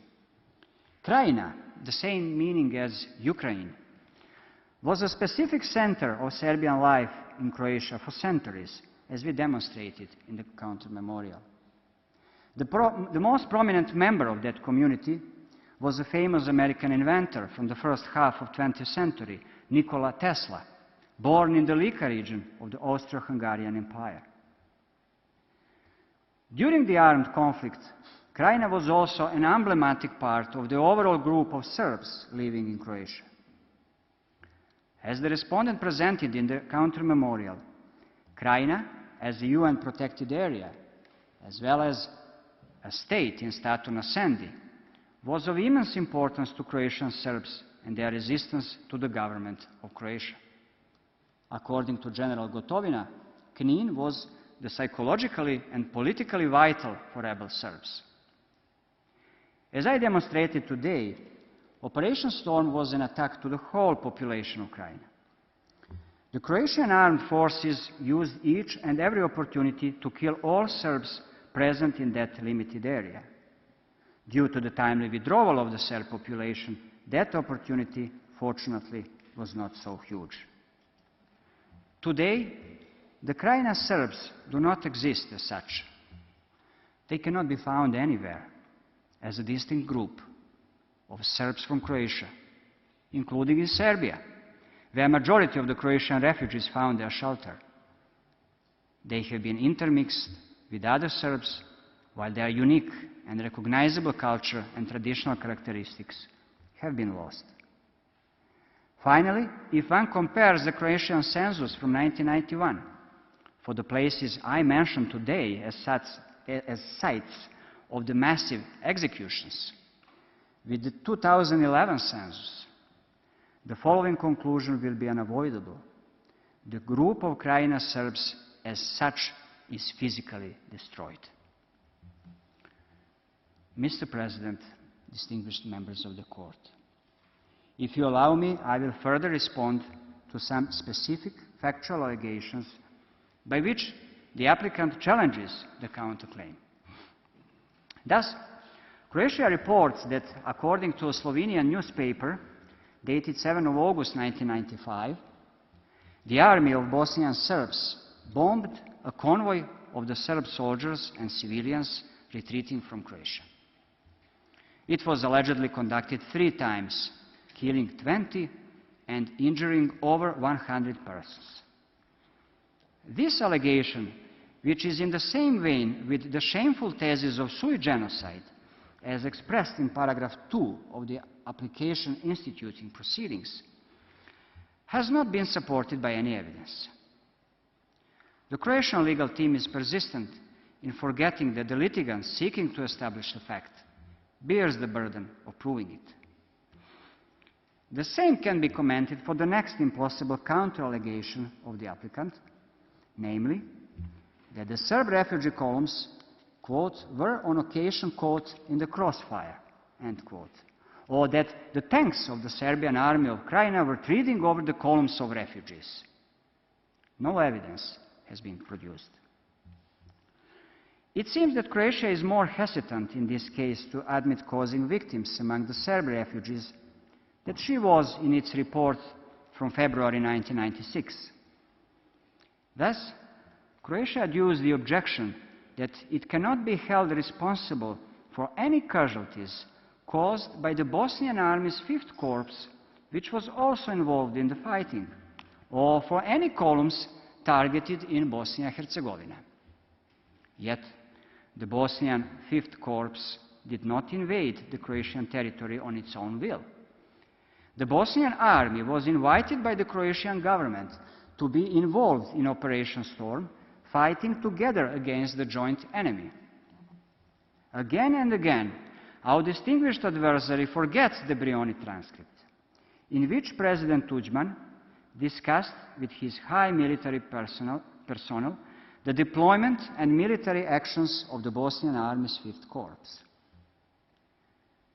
Their joint action was fully in accordance with the split agreement of 22nd of July 1995, concluded between Croatian President Tužman, Bosnian President Izetbegović, and the representative of Bosnian Croats Krešimir Zubak. According to the CIA report, the consummate political objective of this agreement was the destruction of the Republic of Serbian Krajina. On the other hand, neither Croatia challenges its leadership over the operation in question, nor such objection can be found in any document related to the relevant events, including the Croatian documents which celebrate the great national victory. The objection of Croatia looks rather like an attempt to avoid the state responsibility by pointing a finger to someone else who executed the Brioni plan, taking into account that the respondent did not specify complicity as one of the forms of responsibility under Article 3E of the Genocide Convention. I hereby respectfully inform the applicant that Serbia will use its right to modify its final submissions in accordance with this objection, adding complicity as an alternative mode of responsibility. The crimes committed during and after the operation were a direct consequence of the genocidal plan reached at the Brioni meeting.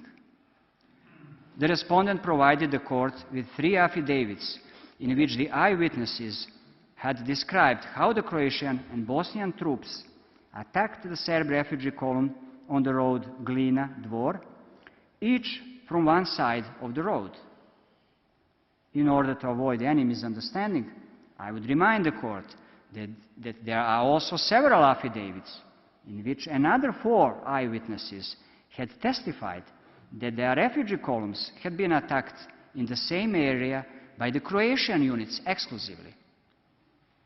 One of those witnesses, Mr. Mrkobrad, was at the applicant's disposal to be cross-examined, but the applicant gave it up. Finally, it should be noted that the Bosnian troops were not present at any of the places of the mass executions in Dalmatia, Lika, and Kordun, which I mentioned today.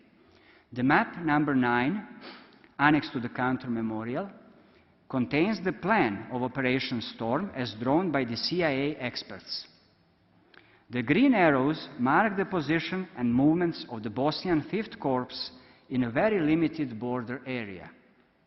Hence, the plan from Brioni was executed by the Croatian armed forces with an assistance of the Bosnian army requested by Croatia. Of course, I have not forgotten the second part of the applicant's problematic statement, which actually contains another specific objection, that Croatia cannot be responsible for the killing committed on the territory of Bosnia and Herzegovina by unknown persons. However, we know who conducted the killing of the Serbian refugees and hors de combat in Bosnia. It was the Croatian army. The entry of the 4th Guards Brigade operative logbook for 7 of August 1995, used as the exhibit in the ISTY Gotovina case, contains a report of a Croatian officer who stated, quote, "From 12:05 to 12:10, our artillery was hitting the column, pulling out from Petrovac to Grahovo. The score is excellent. The Chetniks have many dead and wounded." End quote. Petrovac and Grahovo are the towns in the territory of Bosnia. Furthermore, on 8th of August 2013, the respondent produced to the court an English translation of the article Operation Storm, Actions of the Croatian Air Forces by Mr. Mario Verhas, published in the Croatian Magazine for Military History in August 2012. The article contained a list of all actions of the Croatian Air Forces in Operation Storm. Under entries number 24 and 27, the court can find data about the attacks on the columns at areas called Medeno Polje and Svodna, respectively. Both of these places are in the territory of Bosnia and Herzegovina, as it was confirmed by the letter of the Croatian agent sent to the court on 10th of September 2013.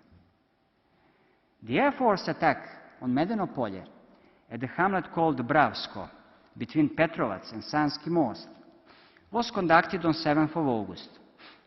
The Human Rights Watch report, based on the statements of the survivors of the attack, reads that the column of civilians was hit by 4 bombs.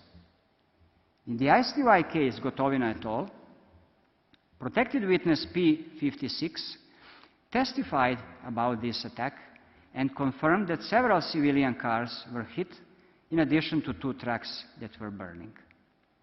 9 Serbs were killed, out of whom there were 4 children, while 10 were wounded. This is also confirmed by 2 statements contained in the affidavits annexed to the rejoinder, as well as by the statement of the expert witness Savo Štrbac. All statements are consistent and reliable. Veritas also records that 1 soldier and 2 civilians were killed in the airplane attack at the village of Svodna on 8th of August 1995, around 6 p.m., while a number of civilians, including children, were wounded. This was confirmed by Mr. Boris Martinovic, an eyewitness of this attack, who testified before the court in Banja Luka. Finally, I would like to emphasize that according to the Veritas data, the number of the Serbian victims killed on the territory of Bosnia and Herzegovina was not so high, at least not in light of the subject matter of this case. In total, there were 37 killed out of whom 14 soldiers and 23 civilians. Consequently, the simplified objection that Croatia cannot be held responsible for the killing committed on the territory of Bosnia and Herzegovina missed the point. It could not be a proper answer to the overwhelming evidence on mass killing presented in this case by Serbia. Another group of counter-allegations of the applicant deals with the question why the Krajina Serbs left their homes in so huge number. In the written phase of these proceedings, Croatia made significant efforts to convince the court that during Operation Storm, 200,000 Serbs fled from Krajina toward Bosnia and Herzegovina and Serbia for, quote, a number of reasons, including difficult living conditions, poverty, and general insecurity in the RSK, Republic of Serbia and Krajina, end quote. Serbia explained in the counter-memorial why these people had not had a genuine choice when they had decided to flee from Krajina. They had abandoned their homes out of fear that they would be attacked and exterminated. The destiny of those who had decided to stay behind shows that their fear had been reasonable. The respondent also dealt with the applicant's counter-arguments in the rejoinder, demonstrating that Croatia had removed the Krajina Serbs by force. The respondent firmly remains at that position, leaving for the court to conclude how seriously the statements of some poor refugees who applied for safe return to their homes in the years following Operation Storm can be taken for the purposes of this case. This is a new misleading argument adduced by the applicant in its last written submission.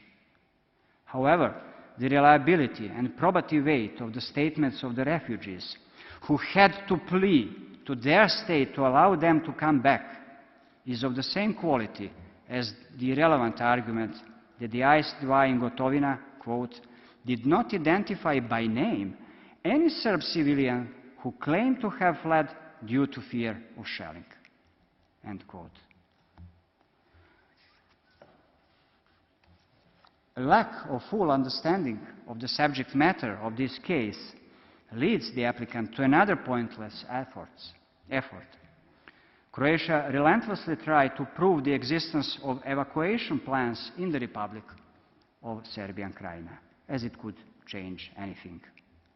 The applicant forgets that this is not a criminal case based on an account of forcible transfer of the civilian population, but an international dispute in which the jurisdiction of the court is established solely on the Genocide Convention. The plans for evacuation existed in the Republic of Serbia and Croatia. Yes, they did, as well as they existed in all republics of the former Yugoslavia, including Croatia. What should be proven by this? The Croatia Supreme Defense Council issued a decision for evacuation in the evening hours of 4th August 1995, ordering people from 5 South municipalities who were unfit for combat to retreat to the towns of Srb and Lapac that were also within the territory controlled by the Croatian Serbs. Yes, it did. What should the Supreme Defense Council do? To order people to stay at home and wait to be killed? My previous presentation of the crimes committed during and after Operation Storm demonstrates that the decision of the Croatian government to evacuate women, children, and elderly people was fully justified. Had the more Serbs stayed behind, the more of them would have been killed. Then, it may be that the applicant wants, by this objection, to imply that the Brioni plan for destruction of the Croatian Serbs was not fulfilled due to the timely escape of the group. If it is the case, the crime planned at Brioni would finish at the level of attempt, one of other forms of responsibility under Article 3D of the Genocide Convention. Nevertheless, there is no escape for the applicant. We will add attempt in our final submissions as an alternative mode of responsibility. Yet, the plan from Brioni was completed. The tragedy of the Serb people from Krajina could not be avoided. They were killed en masse, they were seriously harmed, and finally, they were destroyed as a substantial and significant part of the wider group of Serbs from Croatia. In our view, the issue of evacuation is relevant only for the consideration of the opportunity that was available to the perpetrators to kill as many members of the group as possible. Mr. President, this concludes my presentation of the facts and evidence in support of the counterclaim submitted by Serbia. I'm eager to hear the response of our learned opponents, with sincere hope that the response will be properly directed to the facts relevant for mens rea and actus reus of the crime of genocide, but not to the useless questions as the existence of the evacuation plans or the alleged economic reasons for the sudden departure of 200,000 Serbs, or the irrelevant examination of the emergence of shelling error, or the unsupported allegations that the Serbs were attacked and killed in Bosnia by another Serbs or by unknown persons. I am grateful for your kind attention. Thank you very much, Mr. Obradovic. This concludes today's sitting. The court will meet tomorrow at 10 o'clock for the conclusion of first round of argument by Serbia. The sitting is adjourned.